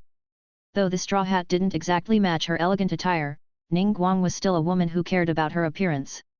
After some internal struggle, she took the hat from Luo Qing and placed it on her head, choosing to stand behind him and Zhongli while they waited for a fish to bite. With Ningguang standing behind them, Luo Qing naturally avoided discussing anything about Zhongli. Instead, he occasionally joked with Zhongli about Hu Tao's cooking to pass the time. Fortunately, after half an hour, the first fish finally took the bait, a plump bombfish that was so large it barely fit into the fishing basket. Well, I'll trust Hu Tao one more time. Tonight, I'll come over to your place for dinner. Luo Qing handed the basket to Zhongli, then suddenly remembered something and added, the two of them have already arrived. You just need to meet them later, I won't be joining you. Hearing Luo Qing's words, Ningguang felt a spark of suspicion in her heart. Perhaps this Mr. Zhongli really was connected to the Fatui? All right, sorry to keep you waiting, Miss Ningguang. Let's go. Ningguang cast another glance at Zhongli, who continued fishing alone, before leaving the dock with Luo Qing. Xinyu kiosk. To prepare for today's meeting with Luo Qing, Ningguang had reserved a private room well in advance. Inside the spacious room, only Ningguang and Luo Qing were present. Not even her closest aides, Bai Yishi, Bai Xiao, and Bai Wen, accompanied her this time. Mr. Luo Qing, since we are now well acquainted, I won't beat around the bush. After so much waiting, Ningguang was finally back in her element, feeling a sense of comfort wash over her. No more staring at that calm water, waiting for a fish to bite. Mr. Luo Qing, on behalf of the citizens of Liyue, I want to express my gratitude for your assistance in repelling Oziel and Baish that day. Ningguang stood up and offered a slight bow to Luo Qing. Oh, there's no need to be so formal, Miss Ningguang. As a champion of justice, it was my duty. I do have a few questions I'd like to ask, if you don't mind. Go ahead. Why did you suddenly show up that day and destroy our Guizhong ballista? Ningguang's tone was gentle. Luo Qing's actions were unpredictable, his behavior often erratic. Rather than sending spies to gather intelligence, she felt it would be more effective to be direct and open with him. Besides, it was due to Luo Qing's earlier warning that they had managed to prepare for Oziel's assault. And later, when they could no longer hold Oziel back, he had stepped in to defeat the creature. All things considered, aside from stealing an artifact from Cloud Retainer's domain and destroying the Guizhong ballista, Luo Qing had not shown any real hostility toward Liyue. Despite being a Fatui Harbinger, Ningguang thought he might be someone worth winning over. Oh, that? It was just a favor for a friend, Luo Qing replied with a slight smile. Just a favor. Ningguang found it hard to accept that answer. Just a casual favor had led him to destroy their most crucial weapon against Oziel. It made him seem like one of the adepti indifferent to human lives and incomprehensible in his actions, acting solely on personal whims. By friend, do you mean child? My, Miss Ningguang, your intelligence network is quite impressive. If you had known about his plans a bit earlier, perhaps I wouldn't have needed to step in. Mr. Luo Qing, forgive my boldness, but could you tell me, are you a friend to Liyue? Does it matter? It does. It matters a great deal to Liyue, Ningguang replied earnestly. As someone with a strong desire for control, she couldn't tolerate someone as unpredictable and powerful as Luo Qing wandering freely in Liyue. It was like leaving a ticking time bomb unmonitored, not knowing when it might go off. I assume Miss Ningguang is aware of my identity. A Fatui Harbinger in training. You could actually drop the in training part, Luo Qing chuckled and continued, so, the stance of Snezhnia is my stance. Hearing this, Ningguang's brows furrowed slightly. People with an unpredictable nature were the hardest to understand. From her perspective, she had no desire to make Luo Qing an enemy. Then why did you help us repel Oziel? If you had simply watched from the sidelines, Liyue would have surely suffered an unprecedented catastrophe, something that would have suited your interests more, wouldn't it? Forgive me, Miss Ningguang, but I must correct you on one point. Snezhnia has no intention of becoming enemies with any nation. From start to finish, we have only had one objective. As for what that is, I think you already know. The Gnosis. Exactly. So, rest assured, Liyue holds no more value to us. There's no need to worry. So, does that mean you've already taken the Gnosis?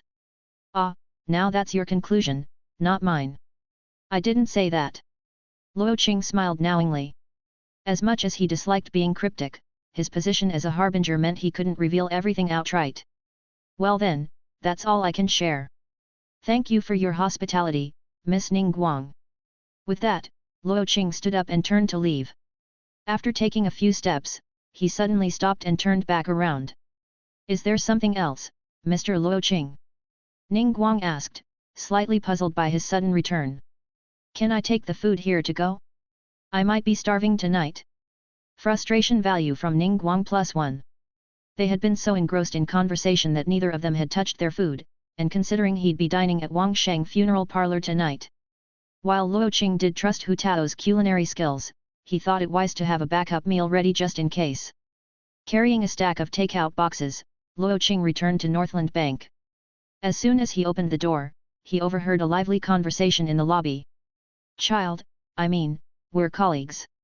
How could you and Luo Qing trick me for so long without feeling the slightest bit guilty? Signora, crossing her arms and deflecting, oh, please, the plan was Luo Qing's idea. If you have a problem, take it up with him. Lumine and Paimon were shocked. Wait, so it was his idea to have Zhongli fake his death too? Signora shrugged, still deflecting, of course. I wasn't even in Liyue during that time. Everything that happened was his doing. Paimon, fuming, I thought Luo Qing was a pretty honest guy, but he's such a sneak. Even coming up with a fake death plan. And we ended up being fugitives for so long because of it. Lumine grumbled, you thought he was honest? Paimon, when did you lose your sense of judgment? As they debated, they noticed Luo Qing standing at the doorway, a stack of takeout boxes in hand, trying to slip upstairs unnoticed. Luo Qing! I see you there! Don't you dare run! Paimon shouted. Chapter 50, This Trainee Fatui Harbinger is too unreliable. 50. Ah, well, everyone's here, hey? You keep chatting, I'll just be on my way. No, you're not going anywhere. Seeing Child call him out, Luo Qing had no choice but to carry the takeout boxes over to the group, pretending he hadn't overheard their previous conversation. Do you all need something from me? Paimon pointed accusingly at Luo Qing, shouting, Luo Qing! So it was you behind all this? Feigning innocence, Luo Qing blinked.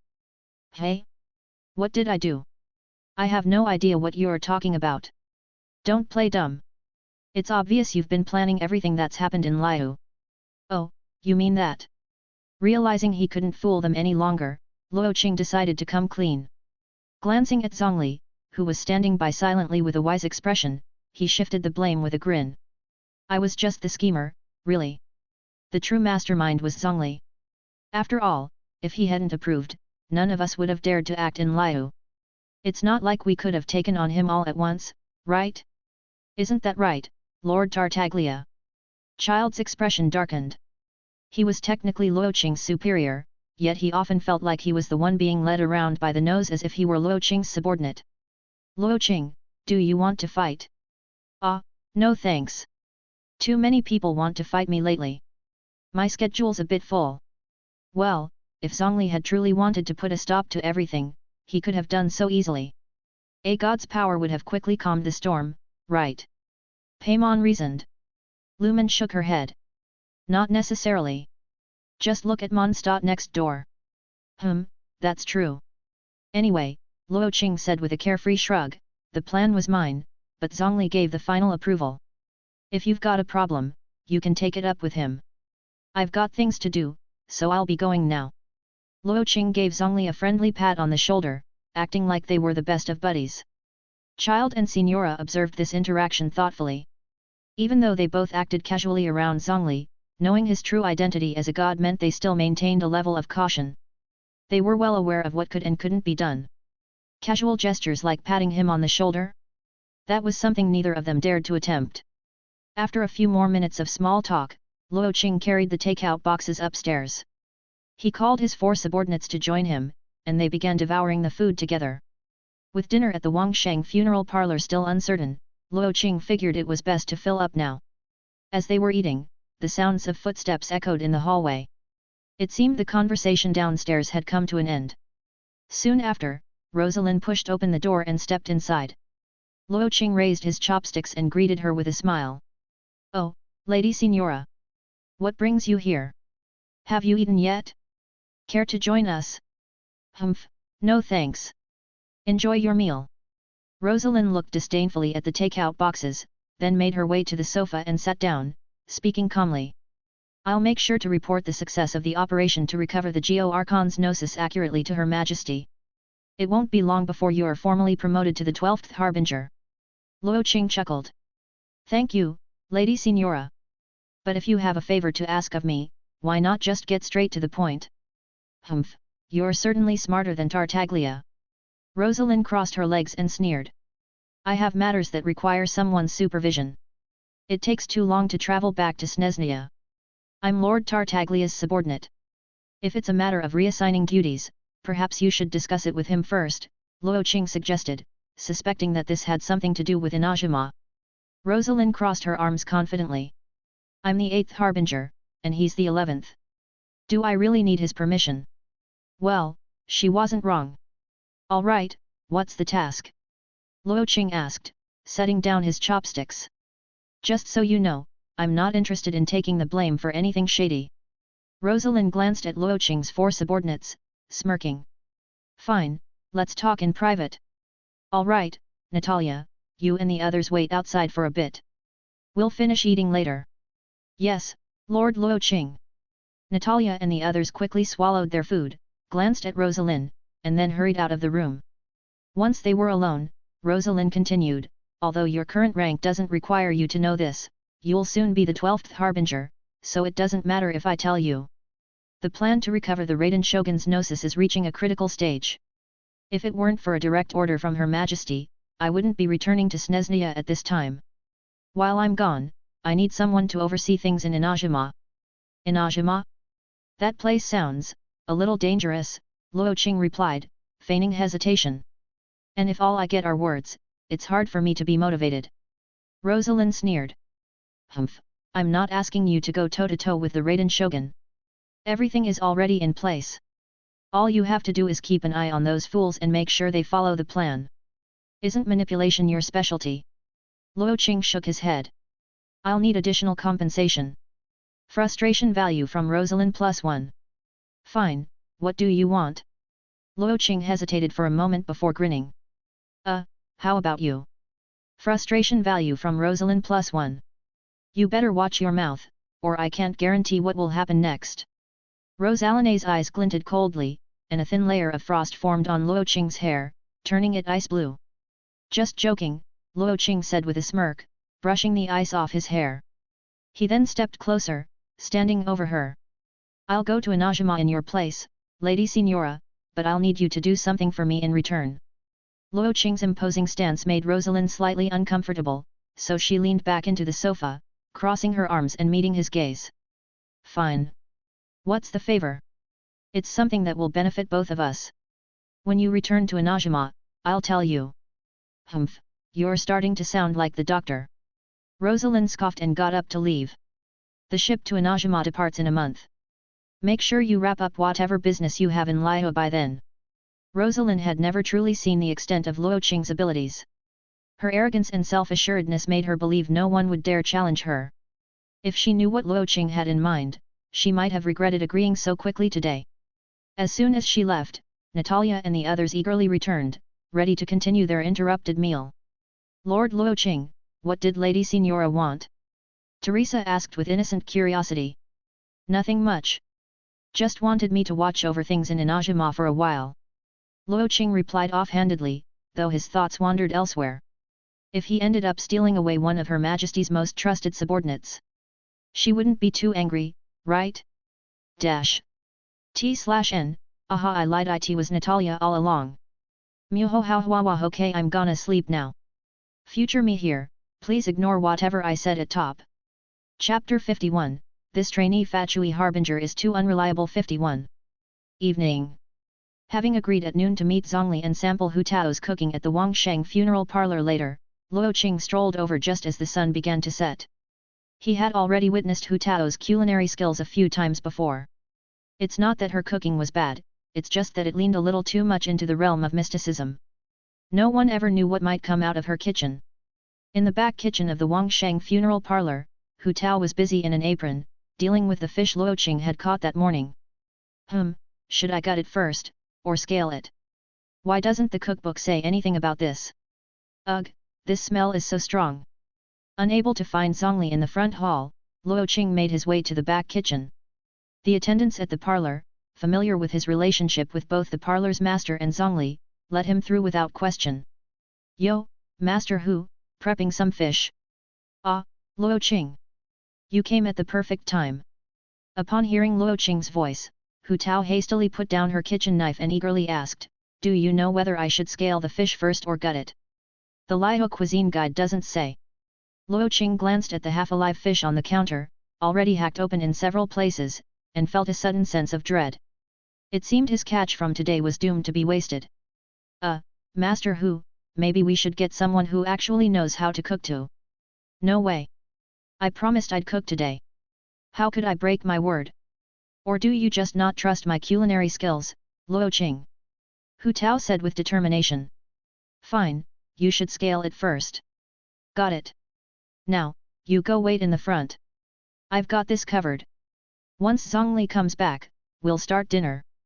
Hu Tao pushed Luo Qing out of the kitchen, eager to prove herself to someone who believed in her cooking skills for once.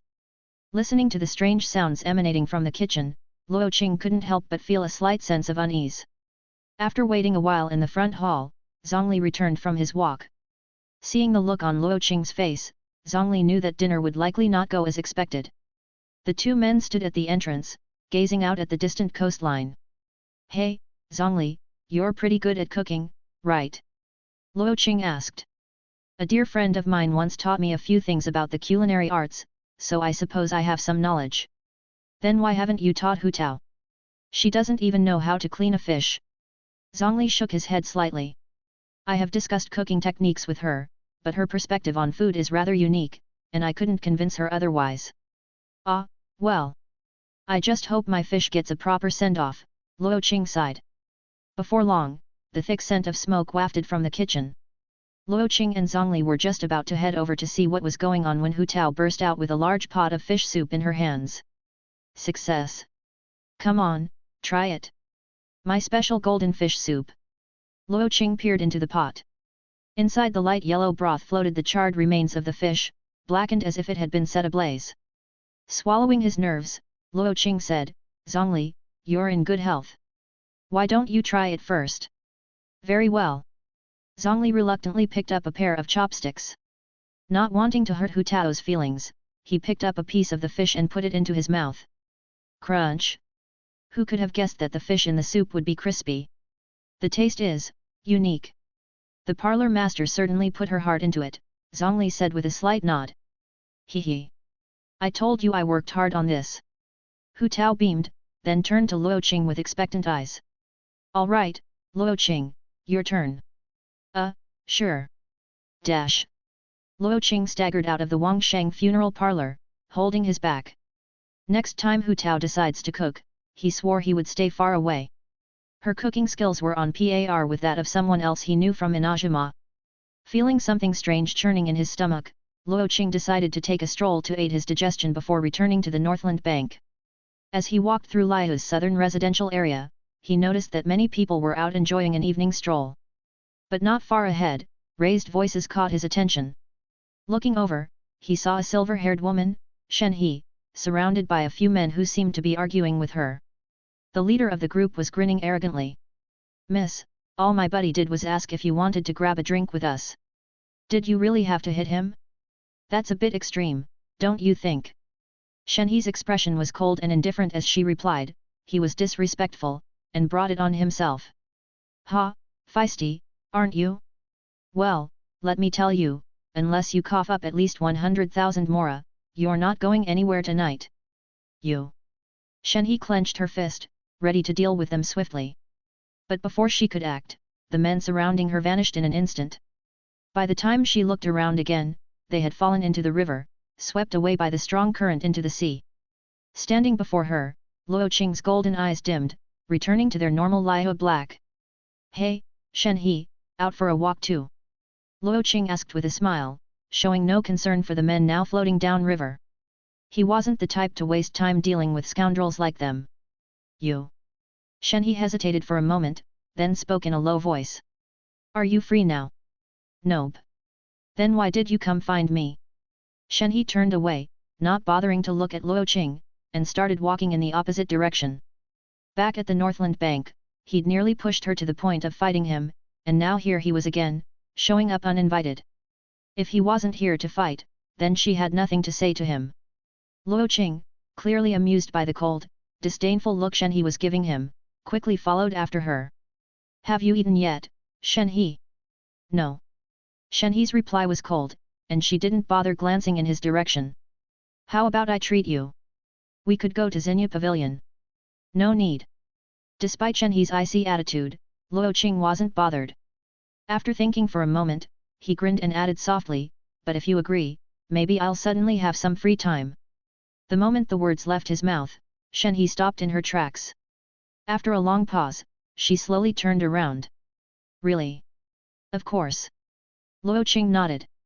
With his trip to Inazuma looming, it only made sense to settle things in Liyue before he left. Fine. After we eat, we'll have that duel you promised. Sure, that's doable. Luo Qing smiled, extending his right hand. Shall we, Miss Shenhe? Shenhe glanced at him, snorted lightly, and started walking towards Xinyu Pavilion. The only reason she had come down from the mountains was to settle things with Luo Qing. The sooner it was done, the sooner she could return. Determined, Shenhe walked side by side with Luo Qing, heading straight for Xinyu Pavilion. But as they walked, a faint sense of doubt crept into her heart. Had she really come all this way just to fight him again? Chapter 52, this Trainee Fatui Harbinger is too unreliable. 52. Xinyu Pavilion. In the large private dining room, Luo Qing and Shenhe sat at opposite ends of a round rotating table, nearly 2 meters apart. The table was covered with an array of Xinyu Pavilion's finest dishes. Luo Qing wouldn't be staying in Liyue much longer, so he wanted to enjoy authentic Liyue cuisine a few more times before leaving. He had the server bring one of every signature dish Xinyu Pavilion had to offer, all charged to the Northland Bank's account. Staring at the table full of beautifully presented dishes, Shenhe sat silently, not even picking up her chopsticks. Her stillness was in stark contrast to Luo Qing's enthusiastic feasting. Seeing her remain motionless, occasionally glancing at him devouring the meal, Luo Qing paused, lowering his chopsticks in confusion. "Miss Shenhe, why aren't you eating? Don't you like the food here? You only said I should accompany you here. You didn't say I had to eat." Just as she finished speaking, a faint rumble echoed through the room. Luo Qing froze.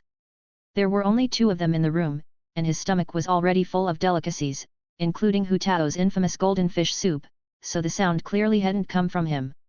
Even immortals' stomachs can rumble when they're hungry. Hey! Seeing Luo Qing's direct stare, Shenhe quickly turned her head away, refusing to meet his gaze. From behind her back, she pulled out a small pouch, opened the drawstring, and delicately picked out a pale petal of King's-in flower, slipping it into her mouth. "Just nibbling on King's-in petals won't satisfy your hunger, Miss Shenhe. If you want to eat, go ahead," Luo Qing said with a smile. He got up, picked up a pair of chopsticks, and offered them to her. "I never said I wanted to eat." Shenhe tilted her head slightly, showing little interest in accepting the chopsticks from Luo Qing's hand. "Look, if you don't eat, that's like slapping me in the face. And if you don't respect me, then I won't keep my promise to duel you later," Luo Qing teased, still holding out the chopsticks.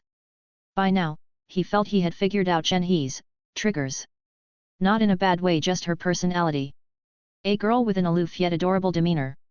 How could he resist teasing her a little? Seeing Shenhe still hesitate, Luo Qing added, "I'm serious. If you don't eat, I'm leaving." 3, 2. Shenhe's indecision showed on her face. As Luo Qing counted, it seemed as though each number tightened a knot inside her. 1. Just as Luo Qing was about to withdraw his hand, Shenhe, head bowed, grabbed the chopsticks he held, stopping him. Frustration value from Shenhe +1. That's the spirit. Eating good food is the key to a, healthy body. "Here, try this Liyue's famous golden broth beef," Luo Qing said with a grin. He released the chopsticks and sat back down, spinning the table to bring the dish of beef to Shenhe. Ah! Hu Tao's cooking really left an impression. Holding the chopsticks, Shenhe stared at the dish in front of her, feeling strangely conflicted. She had come here to duel Luo Qing, to settle things. So why was she doing everything he suggested? Annoyed with herself, Shenhe stubbornly picked up a piece of beef and bit down hard. After the meal, she would definitely give Luo Qing a proper thrashing. "That's it. Now try this one." Seeing Shenhe finally start eating, Luo Qing felt a surge of joy, a sense of pride like he'd just guided a wayward child back onto the right path. No longer focusing only on his own meal, he made sure that each time Shenhe picked up her chopsticks, he rotated the table to let her try another dish. The spread was immense. Even though Shenhe only took a single bite from each dish, by the time she had sampled everything, her stomach had a slight bulge, the fabric of her tight black outfit noticeably stretched. Before long, Shenhe set down her chopsticks and said softly, "I'm full." Then, raising her gaze, she locked eyes with Luo Qing, a flicker of fighting spirit shining through. "Now, will you duel me?" Seeing the resolve in Shenhe's eyes, Luo Qing knew he had no choice. "All right. But Miss Shenhe, you've just eaten. It's not good to engage in vigorous activity right after a meal. How about we go for a walk outside Liyue, find a quiet place, and have a nice, duel to settle things? A chance to walk off the meal." Shenhe frowned slightly, suspecting that Luo Qing might be stalling, and coldly said, "Swear it." "Swear?" Luo Qing was momentarily taken aback. He had to swear just to go for a walk? "Swear that once we're outside Liyue, you'll fight me without any more excuses," Shenhe said firmly. She had learned to be wary of Luo Qing's tricks. Back in the mountains, when something bothered her, she would handle it head-on. This whole situation was utterly foreign to her. Fine, Luo Qing shrugged, pressing 4 fingers to his forehead. I swear, by the name of Morux, the Geo Archon, that once we're outside Liyue harbor, I will duel Miss Shenhe. If I break this promise, may I remain single forever. Does that work for you? Humph. Shenhe snorted coldly, getting up and heading for the door. With night falling over Liyue, warm lanterns hung everywhere, casting a golden glow. Families strolled together, seemingly unbothered by the shadow of Oziel that had so recently loomed over the city. Shenhe walked ahead of Luo Qing, maintaining a slight distance between them. They looked almost like a couple in a quarrel, or perhaps a proud lady and her loyal attendant. Every time she spoke to Luo Qing, Shenhe felt as if he was leading her by the nose. But she hadn't spent much time outside the mountains and was a little awkward in conversation. Even when she knew Luo Qing was messing with her, she had no idea how to counter. So she decided to remain silent, focusing instead on their impending duel, which she believed would bring closure. The two walked from the southern part of Liyue to the cliffs on the eastern side without a word, yet somehow they knew when to stop. Here. This is the spot, Shenhe said, summoning her spear. With a swift motion, she leveled the tip at Luo Qing, eyes blazing with determination. If he gave even the slightest nod, she was ready to attack. But just as she prepared to strike, Luo Qing raised his hand. Hold on. Frustration value from Shenhe +1. You swore. I'm not trying to get out of it, Luo Qing said, shaking his head. What I said earlier still stands. If I lose, Miss Shenhe, I'll be at your mercy. But if you lose, shouldn't we have a fair wager on the table? Shenhe's brow furrowed slightly. What do you want? Luo Qing shrugged casually. If I win, Miss Shenhe, you'll have to promise me one thing. Deal. Hesitating, Shenhe pondered for a long moment before speaking. Fine. But you cannot use that spiritual entity's power. It has to be a spear fight, and only a spear fight. She wasn't foolish. She knew if Luo Qing used that spectral giant of his, she wouldn't stand a chance. But if it came down to a test of spears, she, having trained from a young age, did not believe she would lose to him. All right, no problem. Luo Qing smiled, summoning the Millilith spear. After the last round of gotcha pulls, he had maxed out the enhancements on the Millilith spear with weapon enhancement cards.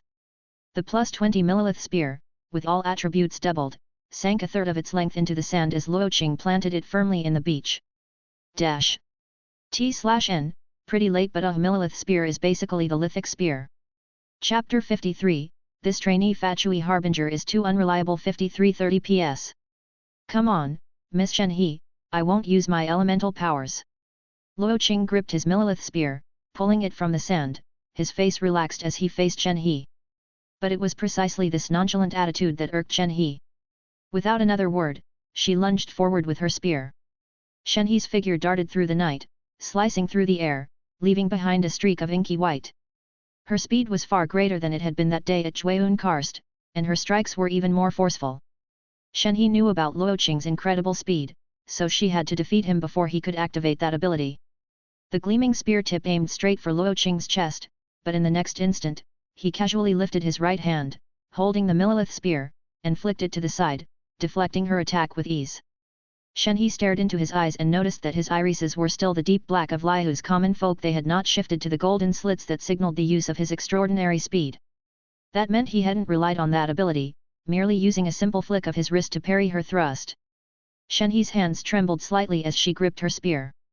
She recalled the weight that had surged through his weapon during that exchange. It was immensely heavy. His spear was unimaginably dense.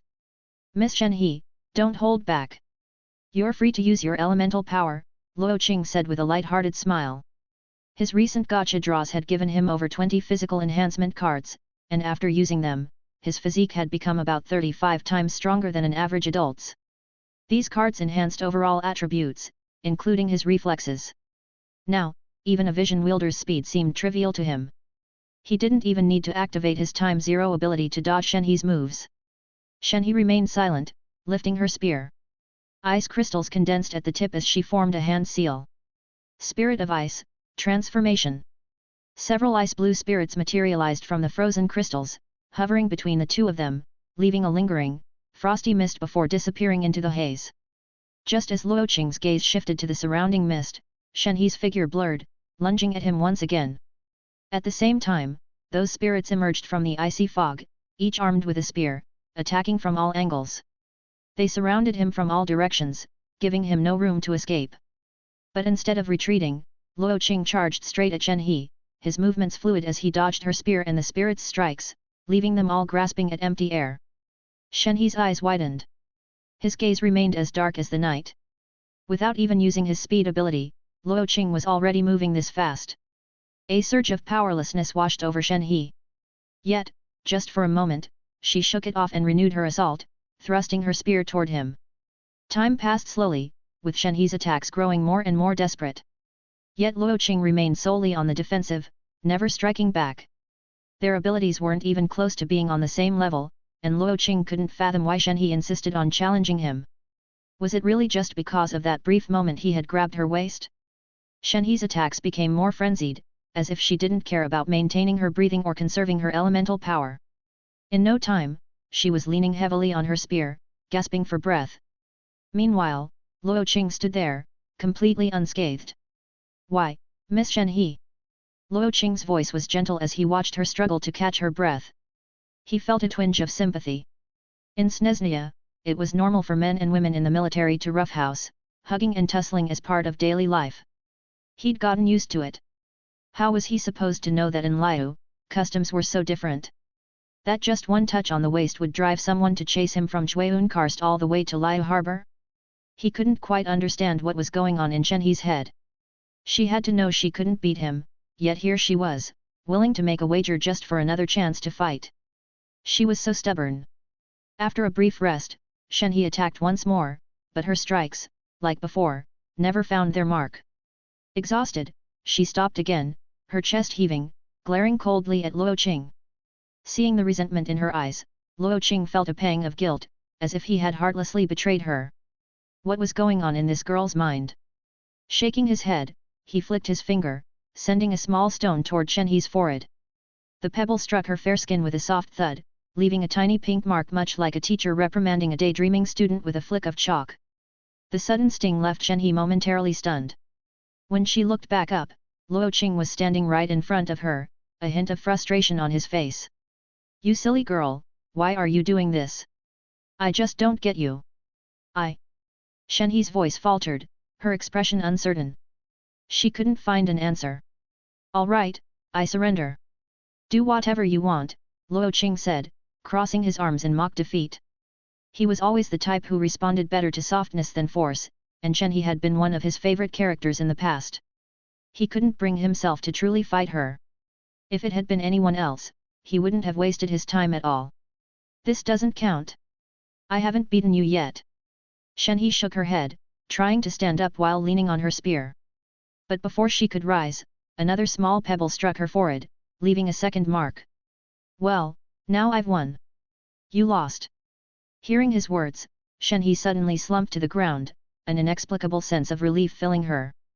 "You really do like to throw away your chances, hey," Luo Qing said, crouching down until they were eye level. Looking at the adorably stubborn Shenhe before him, he couldn't help but feel both amused and exasperated. He asked softly. "You knew you couldn't beat me, didn't you?" If you knew that, why insist on fighting? And why make a wager? Didn't you think about what I'd make you do if you lost?" "You silly girl, weren't you worried I'd ask for something weird?" Shenhe struggled to respond as Luo Qing's questions bombarded her. Maybe he was right, perhaps she was a bit foolish. "All right, you lost, so now it's my turn to ask for something." "All right then, here's what I want you to do." Luo Qing paused, waiting until Shenhe's eyes were focused solely on him before continuing. "You're too naive. I want you to stay in Liyue, learn the ways of this world, and only return when you've grown wiser. Understood?" Chapter 54, This Trainee Fatui Harbinger is too unreliable. 5440 PS. I can't make that decision on my own. I need to ask my master for her approval. Shenhe lowered her head, looking elsewhere, as though she was unwilling to meet Luo Qing's gaze. Though she claimed she needed to consult her master, deep down, she knew that her master had always encouraged her to reintegrate into the mortal world. Staying in Liyue wouldn't be something her master would oppose. "Do whatever you want. Anyway, that's my request for you." You can break your word if you like. Luo Qing rose to his feet, pulling the Millilith spear from the sand and storing it in his system backpack. Brushing the dust off his clothes, he continued. If you decide to stay, you can always go to Northland Bank if you run into any trouble. They'll help you out. With that, he turned and headed back toward Liyue. After all, he would be leaving Liyue soon. Whether Shenhe stayed or not didn't really matter to him. He figured he would just leave a note at the Northland Bank for them to keep an eye on this clueless girl from the mountains after he was gone. After Luo Qing's departure, Shenhe sat on the beach for a long time, gazing at the distant, dark blue horizon. Finally, as though she had made up her mind, she grabbed her spear and began walking in the direction of Jueyun Karst. Returning to Northland Bank. The lights in Luo Qing's room were still on. When he opened the door, he saw Natalia waiting at his desk, seemingly there to greet him. Natalia, why are you still up this late? Luo Qing, Lady La Signora sent you a letter. She said it's related to the next phase of our mission. Natalia pointed to the envelope on the desk, still marked with the burning red moth. Where is she? Lady La Signora left on a merchant ship for Snezhnaya this evening. She asked me to deliver the letter to you before she departed. Do all witches love being so mysterious? Luo Qing sat down, picking up the letter and glancing at it. Natalia, always intuitive, started to leave and whispered. Yawn. Luo Qing, I'll head to bed now if that's okay. Luo Qing had returned late, and Natalia had been waiting for hours. She was already exhausted. If she hadn't lost the game of rock paper scissors with the other three earlier, she would have been enjoying her beauty sleep by now instead of pulling an all-nighter. A good night's sleep was key to maintaining beautiful skin. Go ahead. Luo Qing absent-mindedly responded, tearing open the letter and beginning to read its contents. The letter outlined the current power dynamics in Inazuma, which factions were friendly toward the Fatui and which were hostile. It also detailed where delusions were being distributed and areas needing deeper infiltration. Luo Qing's task was to maintain the operations listed in the letter, ensuring they continued smoothly until La Signora returned. Delusion distribution, setting up a second delusion factory, infiltrating and controlling various factions, inciting conflict between the resistance and the shogunate, and investigating the one at Narukami Shrine. Luo Qing mumbled as he scanned through the key points, thinking to himself how truly twisted La Signora's schemes were. After reading the letter's main contents, he flipped it over and noticed a line of small text written on the back. By the way, a future colleague of yours has already arrived in Inazuma ahead of you.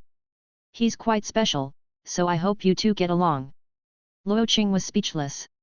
Of course, he knew who this colleague was. And getting along with him? Sure, that'll go smoothly. But come to think of it, with that brute's straightforward nature, it could be pretty easy to milk some frustration value out of him. Who knows, maybe this could work in his favor.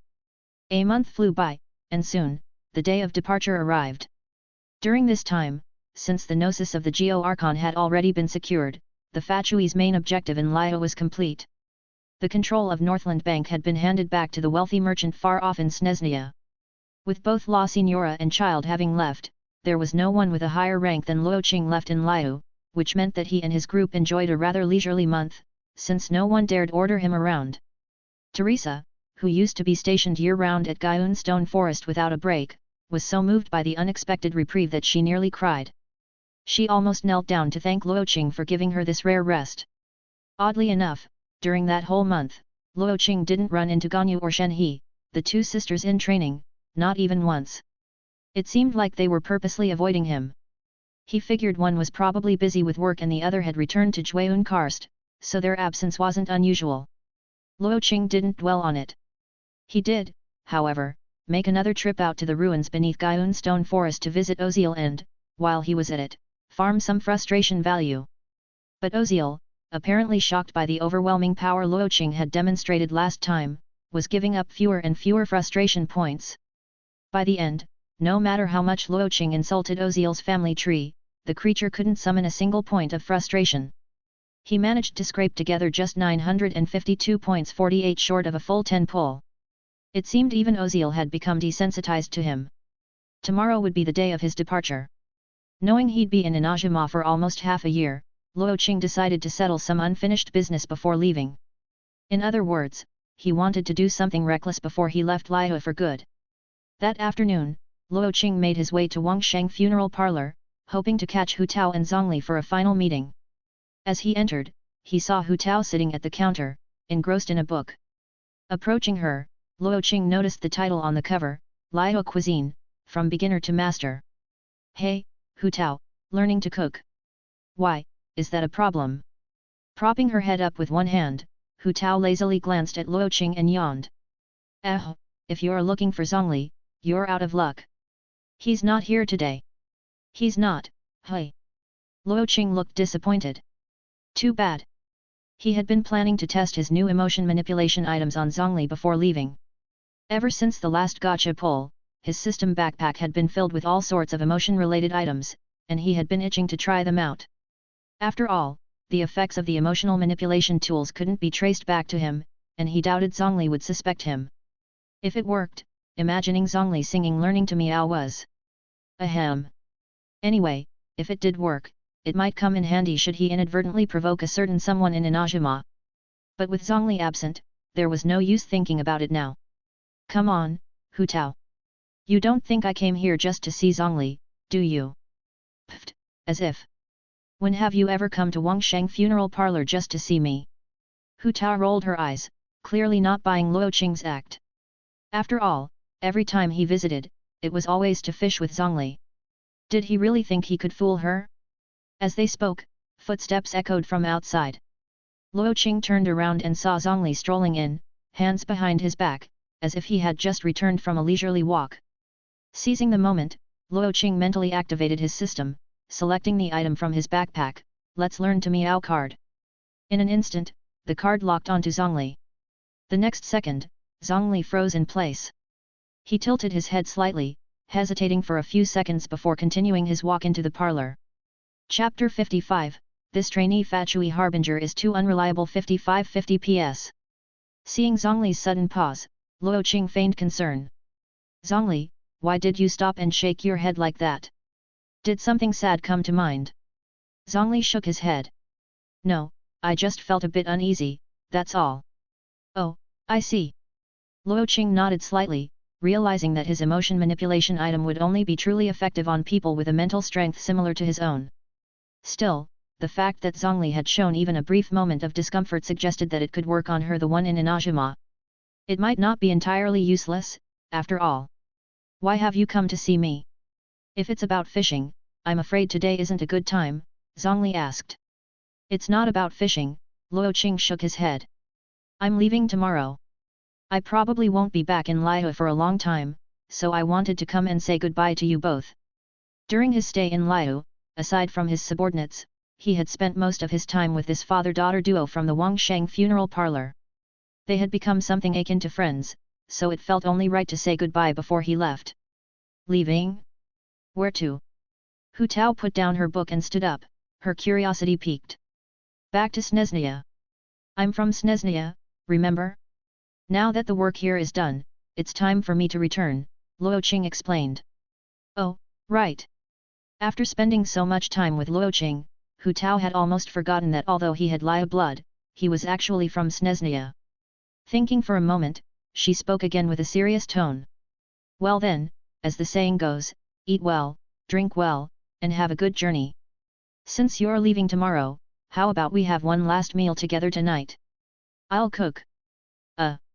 Recalling Hu Tao's previous attempt at cooking, Luo Qing couldn't help but feel a wave of dread wash over him.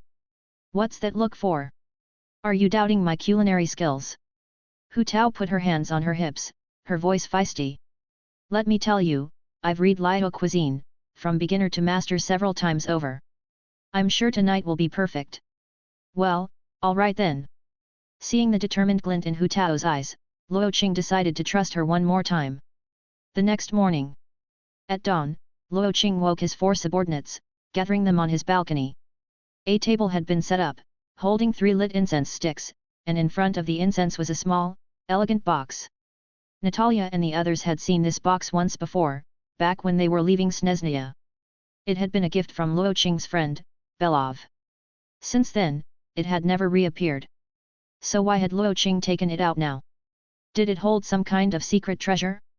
As they speculated, Luo Qing stood in front of the altar, facing them with a solemn expression. Everyone, today we set off for Inazuma. I'm sure you're all aware of what awaits us there. So, before we leave, I've brought out a rare treasure gifted by your commander's former superior Lady Arlecchino herself as a blessing for our journey to Inazuma. The four of them, all natives of Snezhnaya, had little attachment to Liyue's customs. They were far more intrigued by what could be inside that box, something their commander regarded with such importance. All right, follow my lead. Bow, then light the incense. With that, Luo Qing turned to the altar, bowing deeply before placing the incense in the ash. Suddenly, his stomach made a gurgling sound, and he felt an urgent need to use the bathroom. He figured it was Hu Tao's dark cuisine from last night still making its presence felt. Follow my example, each of you take turns lighting the incense. I'll be back after a quick trip to the restroom. Before he had even finished speaking, Luo Qing darted away, leaving his four subordinates staring at the small, elegant box. Natalia exchanged a glance with the others, signaling with her eyes, Luo Qing's gone. Now's our chance.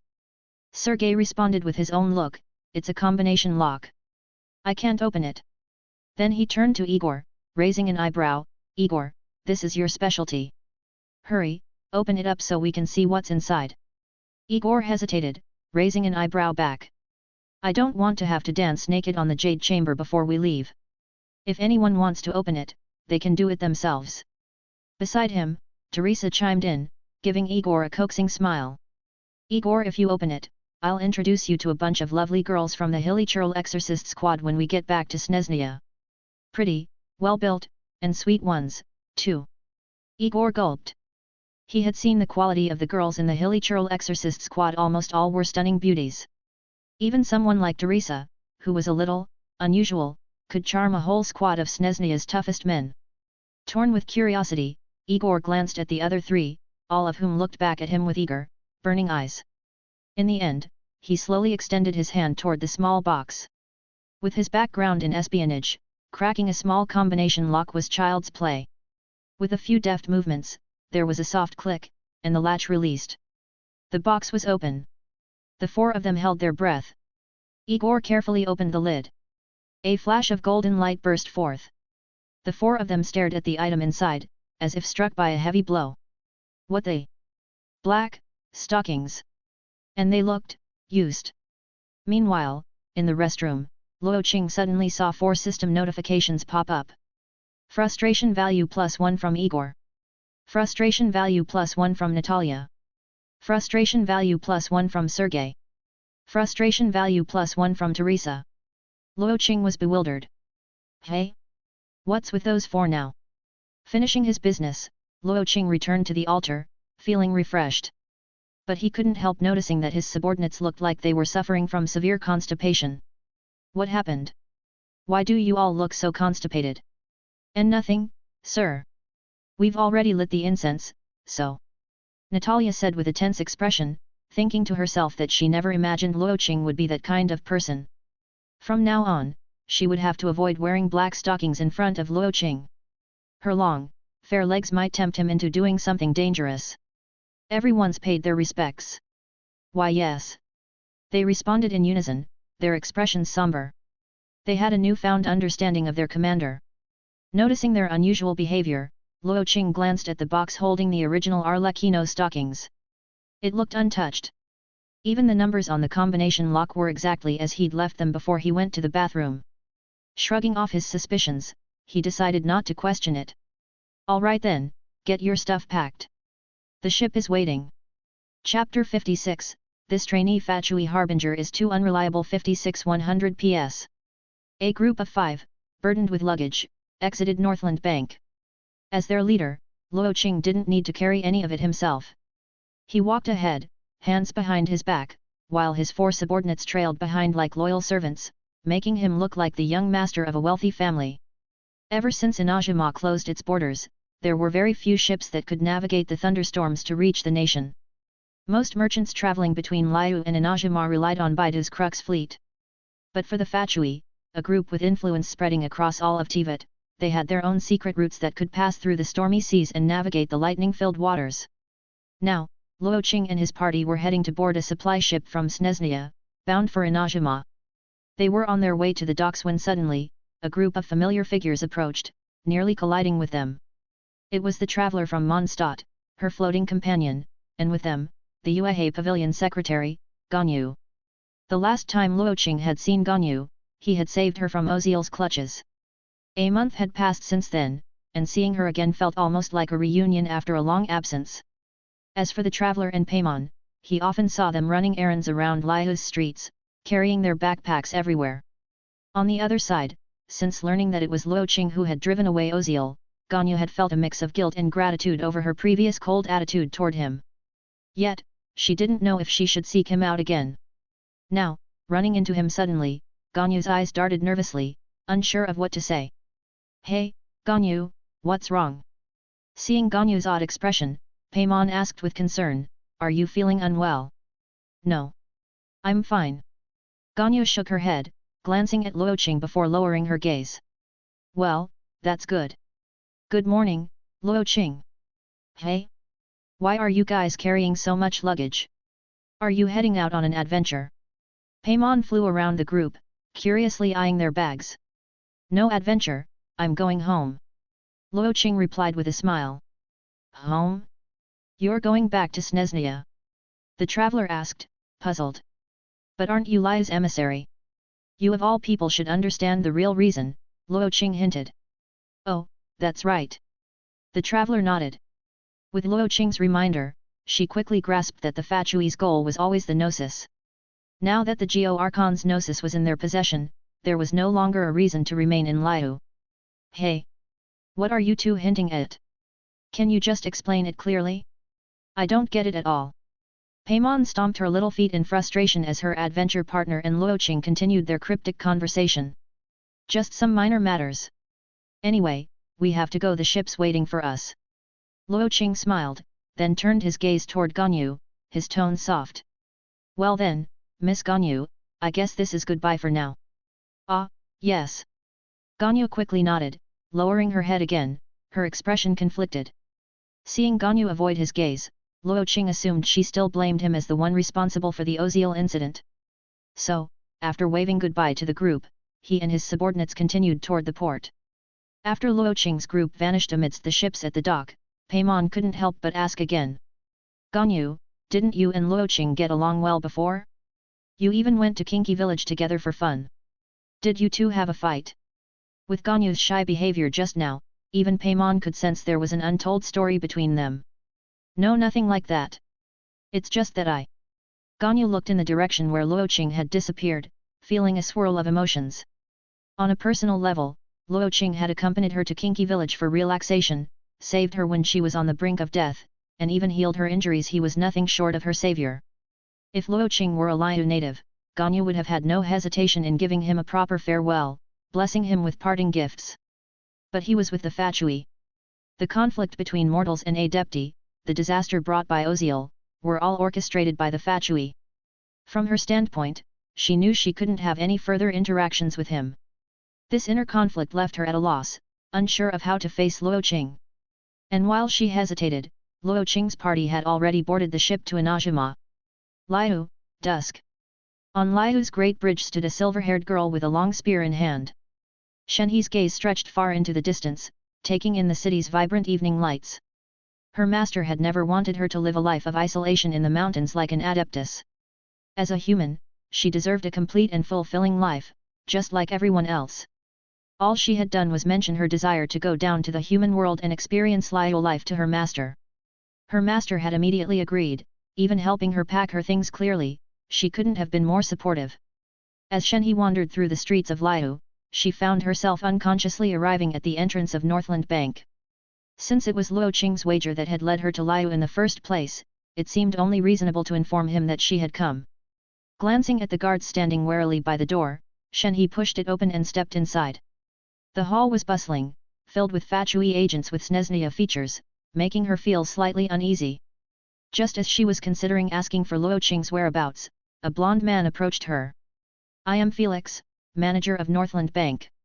"Miss Shenhe, what brings you here?" Felix asked politely. Luo Qing had informed him before leaving that if Miss Shenhe ever came to the bank, he was to assist her with anything within his power, even covering expenses if needed. It would all be charged to Luo Qing's account as mission expenses. Shenhe glanced at Felix, her tone cool. "I'm here to see Luo Qing." Where is he? Luo Qing? Ah. Felix hesitated, then replied politely, you've just missed him. He left earlier this morning. Left? Where did he go? Shenhe asked, puzzled. I heard his assignment ended, and he was recalled to Snezhnaya. Recalled to Snezhnaya? Shenhe's brows furrowed slightly. When will he be back? That, I'm not sure about. Felix shook his head, feeling a shiver down his spine under Shenhe's icy stare. His survival instincts kicked in, and he hurriedly added. Luo Qing originally worked at the Snezhnaya headquarters. He was only temporarily assigned to Liyue for this mission. I think, probably, if nothing major happens, he won't be coming back.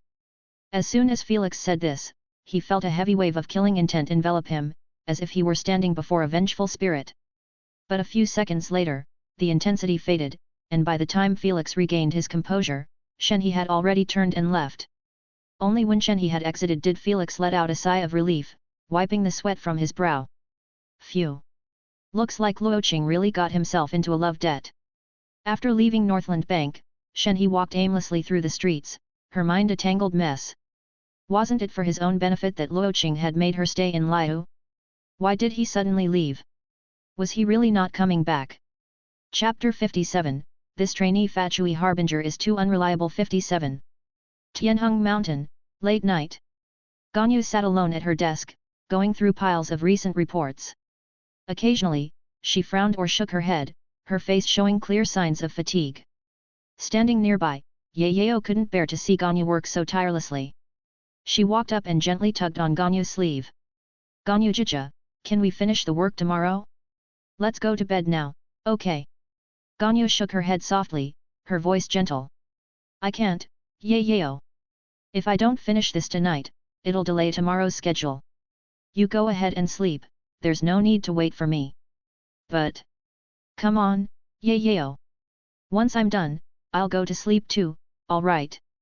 Okay, but you have to promise not to stay up too late. Sleep is important if you want to stay in good shape. Thank you, Yayao. I'll take care of myself, don't worry. Ganyu gave a kind smile and returned to her work, burying herself in the paperwork. Seeing this, Yayao sighed softly, poured a cup of water for Ganyu, and then headed to her own room. Meanwhile, at the peak of Tianheng Mountain, Zhongli stood alone, gazing down at the lights of the residences below. Slowly, he extended his right hand. A soft golden glow appeared at his fingertips, gently flowing toward the dwellings. He hadn't forgotten Luo Qing's words to send a dream message when the time was right, and to make sure Ganyu received it as well. For days now, Zhongli had been observing Ganyu, waiting for a time when she'd be asleep and alone, so he could convey his dream. But to his surprise, he found that Ganyu had been staying up late every night, barely getting any sleep. She only dozed off briefly in the early morning hours or during breaks from work. Even with the body of an adeptus, such habits would take a toll. So, Zhongli had no choice but to take action, just as Luo Qing had suggested, giving Ganyu a bit of special treatment through a dream. At her desk, Ganyu remained focused on her documents, completely unaware of the soft glow passing through the roof and entering her mind. Gradually, her eyelids began to feel heavier, and a wave of drowsiness washed over her. No, I can't fall asleep yet. Ganyu straightened up, forming a hand seal to clear her mind and stay awake. But how could her minor technique compete with Zhongli's power? In just a short time, the overwhelming fatigue returned, and soon, Ganyu's head slumped onto her desk, fast asleep. A small pool of crystal clear drool formed on the paperwork beneath her. In her dream, Ganyu found herself standing among the clouds, surrounded by ancient, towering trees that pierced the heavens. Suddenly, a distant dragon's roar echoed through the sky. Turning toward the sound, Ganyu saw a majestic half-dragon, half-Kirin figure, a ruler who had governed Liyue for thousands of years, watching her closely. Rex Lapis, so you're still alive. Overcome with emotion, Ganyu trembled. The dream felt so vivid, and as an adeptus, she immediately realized this was no ordinary dream, but a divinely sent message. She had always believed it. How could someone as powerful as Rex Lapis be taken down by mere treachery? This was the god who had led them through the bloodshed of the Archon War. Ganyu, I have several things to tell you in this dream. Morning. Ganyu shot up from her sleep with a start, startling Yayao, who was nearby. Ganyu Jija, are you okay? Did you have a nightmare? No.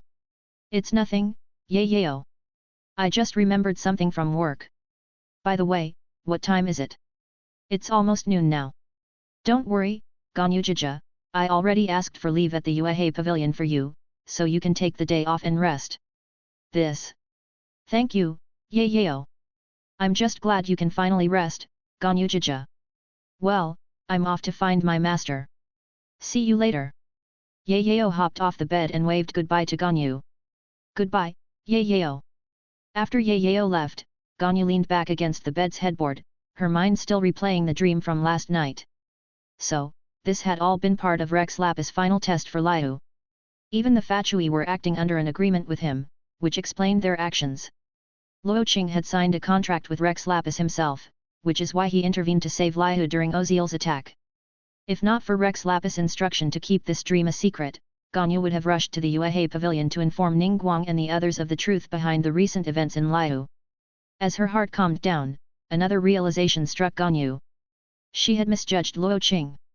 She had treated him so coldly, and even during their last encounter, she hadn't managed to say a proper goodbye.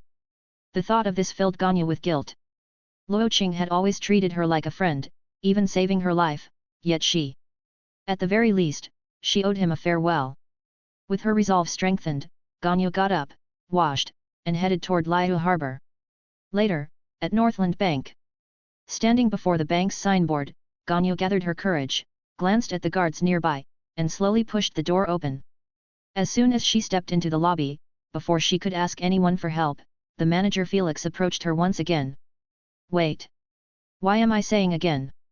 Miss Ganyu, is there something you need? Felix asked politely. As the secretary to the Liyue Qing, Ganyu's name was certainly familiar to him. It was part of the crucial intel he managed. I heard Luo Qing went home. I was wondering, when will he be back?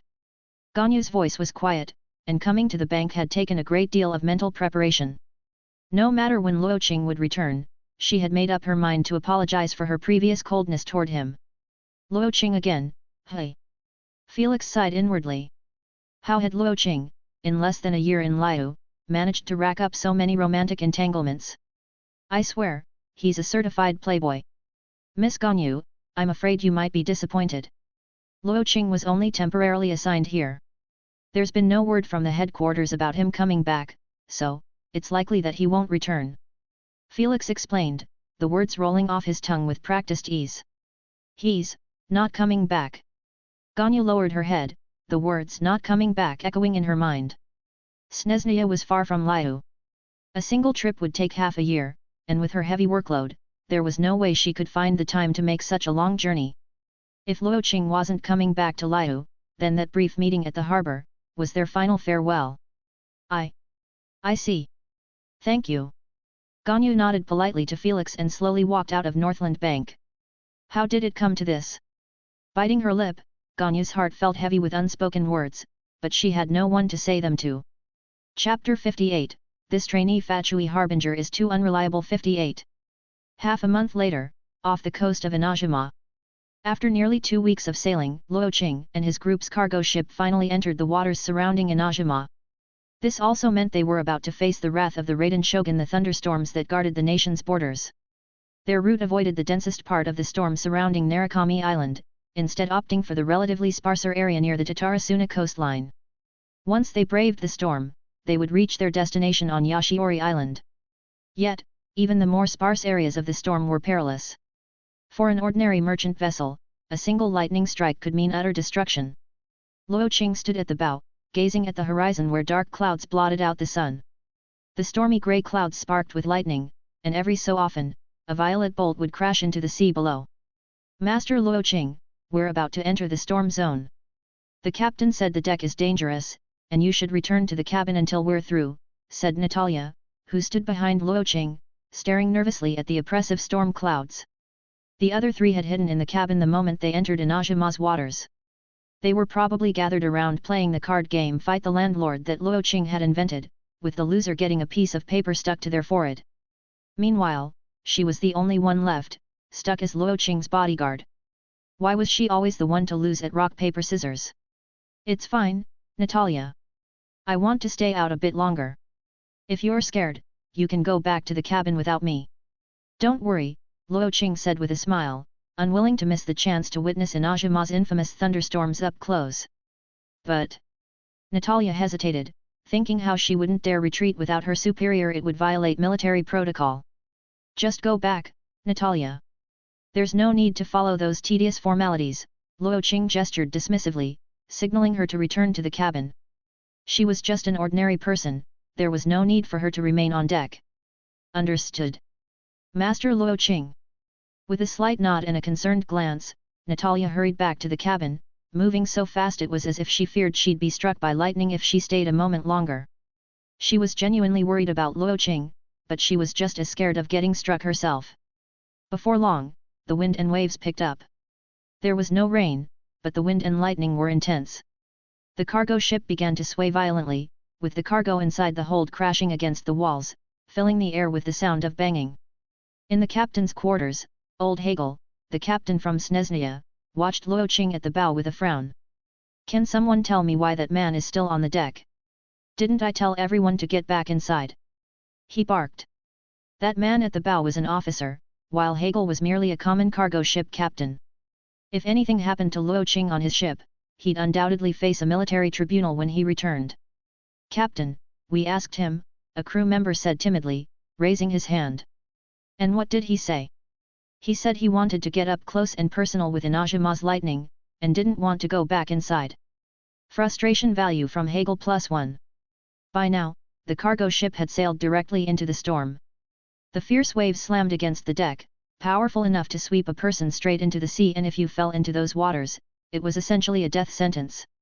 The turbulent waves would knock you out in mere moments, leaving you to face the cold sea and the relentless storm above. No matter how fearful he was of a court-martial, Hegel couldn't order anyone to the deck to retrieve Luo Qing now. I hope he doesn't regret that decision, Hegel cursed, focusing intently on navigating the ship. He had crossed Inazuma's seas countless times, yet every journey through the storm still filled him with a deep, primal fear. After all, the storms were the work of the Raiden Shogun herself, forces that mere mortals could not hope to withstand. He had heard rumors that officers were exceptionally strong, though he wasn't sure if they were true. But he hoped Luo Qing wouldn't end up a charred pile of ashes. The ship's instruments flickered erratically due to the storm, and even keeping the ship steady was a struggle for Hegel. Suddenly, the lightning rod's gauge spiked. The readings indicated the likelihood of a lightning strike in the area. The higher the number, the greater the danger. Hegel's heart skipped a beat as he urgently maneuvered the ship to avoid the strike. But it was too late. He watched through the cabin window as a massive bolt of lightning formed in the storm clouds directly above, hurtling toward the deck with blinding speed. Damn it! He's still on the deck! Hegel yelled. The lightning struck, bathing the deck in a flash of brilliant light. Snezhnayan cargo ships were specially reinforced to withstand occasional lightning strikes, so the ship itself wouldn't suffer much damage. But the officer, that was another matter. Just as Hegel feared the worst, the light faded, revealing Luo Qing standing completely unharmed, enveloped in a deep violet glow. The lightning hadn't touched him, and even the ship's deck remained intact. On his waist, a violet vision gleamed brightly. An electrovision, no wonder he's not afraid of the storm, Hegel muttered. It made sense now, and electrovision granted the power to control lightning, making such storms trivial for its bearer. It was common for ships to hire electrovision holders specifically to weather storms, so Hegel wasn't too surprised. But then he noticed something odd. The waves crashing over the deck seemed to part around Luo Qing, leaving him untouched. Even in this violent weather, not a single drop of water dampened his clothes.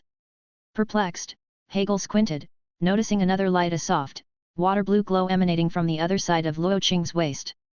Two visions. Hegel's eyes widened in shock. In Teyvat, people blessed with a vision were rare enough, but someone possessing two visions? In all his years, he'd never seen such a thing. So, this is what it means to be an officer, Hegel thought, realizing that wielding multiple elements was yet another mark of the elite. With a steadying breath, Hegel focused back on his duties, guiding the ship through the storm.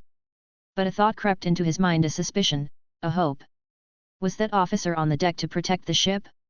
Was he braving the storm and facing the elements, not out of arrogance, but to shield the ship and its crew from harm? He's really... I could cry. Chapter 59, this Trainee Fatui Harbinger is too unreliable 5930 PS. Finally, the cargo ship sailed out of the storm zone, and the weather cleared up slightly. The waves were no longer as turbulent as before, and the glow from the two visions at Luo Qing's waist gradually faded. All that talk about wanting to get close to the gods was nonsense. His real goal was to test the strength of his newly acquired visions. He wanted to see what he could achieve by using both simultaneously. The control of elemental power was closely tied to one's mental strength. Thanks to his 35-fold enhanced physique, Luo Qing's mental strength had also skyrocketed, allowing him to control elemental forces with far greater power. Even his speech skill ×0 could now amplify time dilation by 100 times in a standard range, and if he narrowed the field, it could slow time by 200 times in a small area. And as it turned out, even when using both visions at the same time, his control over each element didn't weaken at all. Both the electro and hydro elements were fully under his command. That's more like it, Luo Qing nodded in satisfaction. Who'd have multiple elements but only use one at a time, anyway? With the storm behind them, the rest of the journey posed no significant threats. They simply needed to sail towards Yashiori Island. For some reason, Luo Qing noticed that Captain Hagel, the rugged ship's captain, had suddenly become much more polite to him. His tone had softened, almost becoming delicate. Could he be one of those? Yikes! The cargo ship was loaded with goods. Half of them were materials needed for the delusion factory, and the other half consisted of supplies from Snezhnia, disguised as trade goods for Tatarasuna. Tatarasuna was once the hub of all trade between Inazuma and other nations. Before the lockdown, almost all merchant ships stopped at Tatarasuna. However, after the war between the resistance and the shogunate began, trade was essentially cut off, and the island had to rely on its own resources. Seeing this, the Fatui began trading secretly with Tatarasuna, both for profit and to further infiltrate the region for information and influence. And, of course, there was the delusion operation. Soon, the cargo ship reached Yashiori Island. Thunderstorms continued to rage over the island, black clouds hanging low in the sky, while thunder echoed constantly, rumbling through the atmosphere.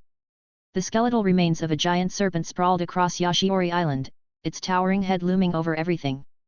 At the center of the island, a crackling, violet chasm divided the landscape, the infamous Musujin Gorge, where the Musu no Hitotachi was said to have struck.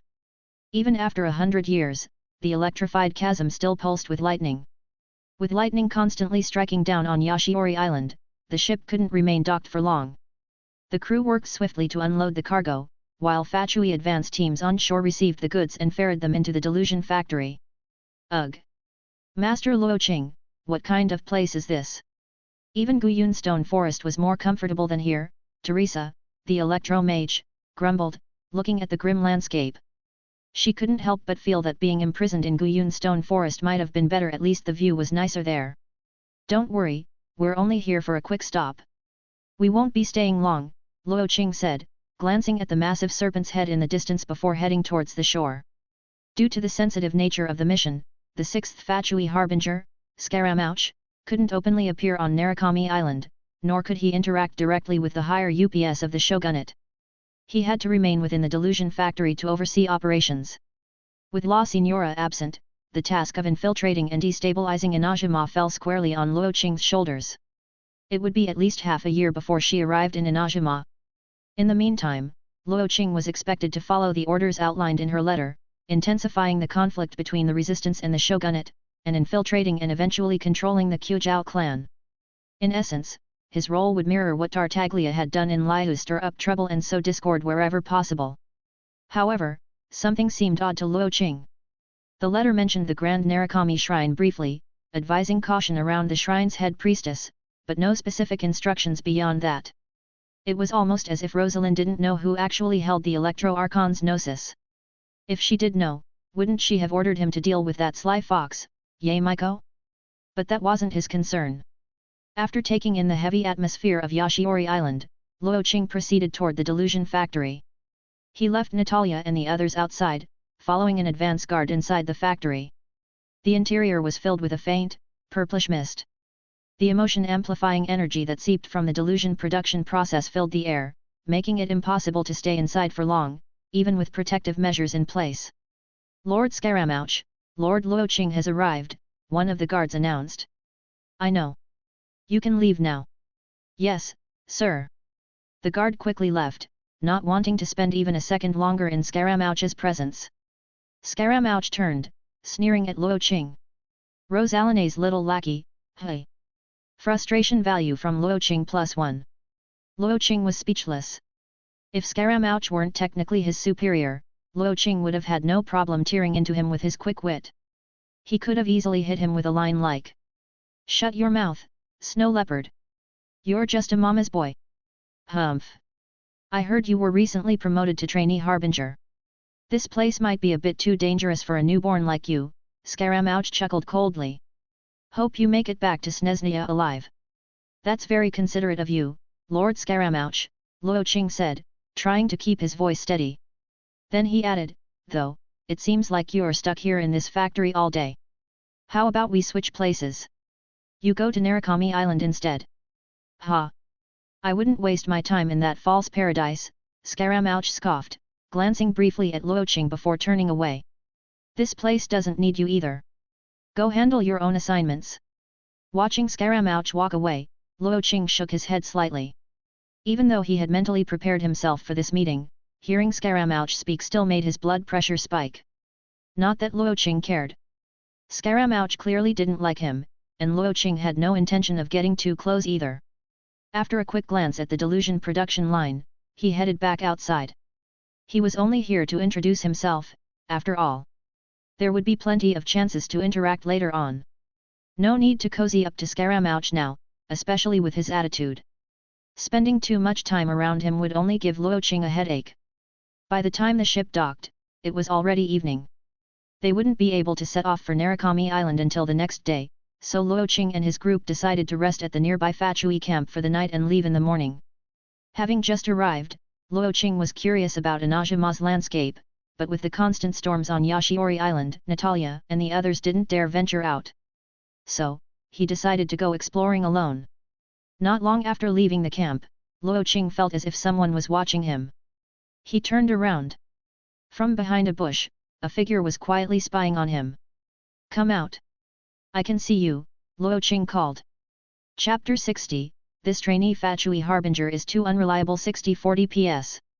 When Luo Qing called out, the person hiding in the bushes remained silent, pretending not to be seen. Seeing no response, Luo Qing summoned a bolt of lightning that struck the bushes, igniting them instantly. Wait, don't hit me. I'm coming out. A young boy scrambled out of the now burning bushes, his voice shaky. Dressed in rough burlap clothes with worn-out straw sandals and a wooden basket strapped to his back, he looked like a native of Yashiori Island. Why are you following me? Luo Qing asked. Sir, I didn't mean to. The boy stammered, his eyes full of fear. I'll ask you again. Why were you following me? The boy hesitated, seeing the impatience in Luo Qing's gaze. He quickly explained. I heard that the Fatui have something called a delusion that can make people very strong, so I wanted to ask if I could get one too. A delusion? Luo Qing frowned, scrutinizing the boy from head to toe. The scrawny kid was practically skin and bones, barely more than a fragile twig. If he used a delusion, it would probably drain him dry and leave nothing but a husk. What's your name? Zhou. Chuji, the boy stuttered. Why do you want a delusion? I want to join the shogunate army, but they said I was too weak and kicked me out. Then I heard that some people in the army have something called a delusion that makes them really strong, so I thought. A kid your age, joining the army? For what? Luo Qing asked, his frown deepening. He vaguely recalled hearing about Chuji before, but the memory was hazy. The island's been at war, and it's always storming. A lot of people in my village got sick. My mom's bedridden, and the village doctor said her illness can't be treated here. We have to go somewhere else for help. But Nizuchi Beach is under shogunate control, so I thought if I joined them, maybe I could sneak my mom out. Chuji lowered his head, avoiding Luo Qing's gaze. So, you want a delusion? Luo Qing folded his arms, a hint of amusement on his face. All right, sure. 1 million mora each. Pay up, and it's yours. Got the cash? Chuji blinked in confusion. Hey, 1 million mora. But I heard it didn't cost anything. Luo Qing snorted. You think power comes for free? No money, no strength. Ah. Chuji's small head was filled with big doubts. I don't have any mora. Then you still want a delusion? Sorry, kid, but I don't do charity for the poor. Frustration value from Chuji +1. Sorry, for bothering you. Chuji looked up at Luo Qing, as if hoping for a second chance, but quickly lowered his head. He adjusted his basket and turned to leave. Hold on. Chuji froze. Nervously, he looked back at Luo Qing, who had stopped him. Why yes, sir. Did I say you could leave? I have some questions. You'll answer whatever I ask. Will I get a reward for that? Chuji asked timidly. What do you think? Luo Qing's voice turned cold as he crossed his arms. He wasn't trying to bully Chuji on purpose, but he needed to give the boy the impression that the Fatui were dangerous and untrustworthy. The last thing he wanted was for this kid to show up at the delusion factory, demanding a delusion. In this case, the Fatui's terrible reputation was actually a useful tool. Oh! Chuji's face fell. He'd wasted a whole trip, only to run into such a nasty person. If he'd known, he would have stayed behind to dig for crystal marrow. It'd have been a better use of his time. What's your village's location? Is it nearby? Luo Qing asked. Just a bit east of here. You mentioned that many people in your village are sick. What happened? I don't know. There was an explosion over by Tatarasuna, and our village took in a lot of refugees from there.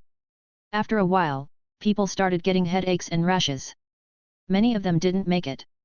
Listening to Chuji's explanation, Luo Qing thought for a moment before saying, Take me to your village. Ah! Chuji hesitated, wary of the dangerous-looking man standing before him.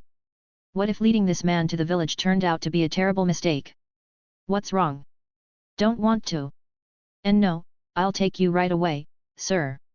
Chuji shook his head quickly, already plotting how he might shake off this stranger once they got moving. All right then. Lead the way. Yes, sir. With his basket strapped to his back, Chuji began walking, leading Luo Qing eastward. Luo Qing followed, occasionally glancing at the looming serpent's head in the distance. He couldn't explain why, but even though only the bones of the serpent remained, he felt as if something was watching him. Suddenly, a bolt of lightning struck a tree not far from them. Startled, Chuji darted into the underbrush, clearly trying to make a getaway. He knew the local terrain like the back of his hand and was confident that he could lose Luo Qing in the narrow paths only children could navigate. But before he got far, he felt himself being lifted off the ground. Looking back, he saw that the man's eyes had turned a predatory shade of gold, like those of a monster. Ah! Don't eat me. Everyone in my village is sick. We taste terrible. Who said I was going to eat you?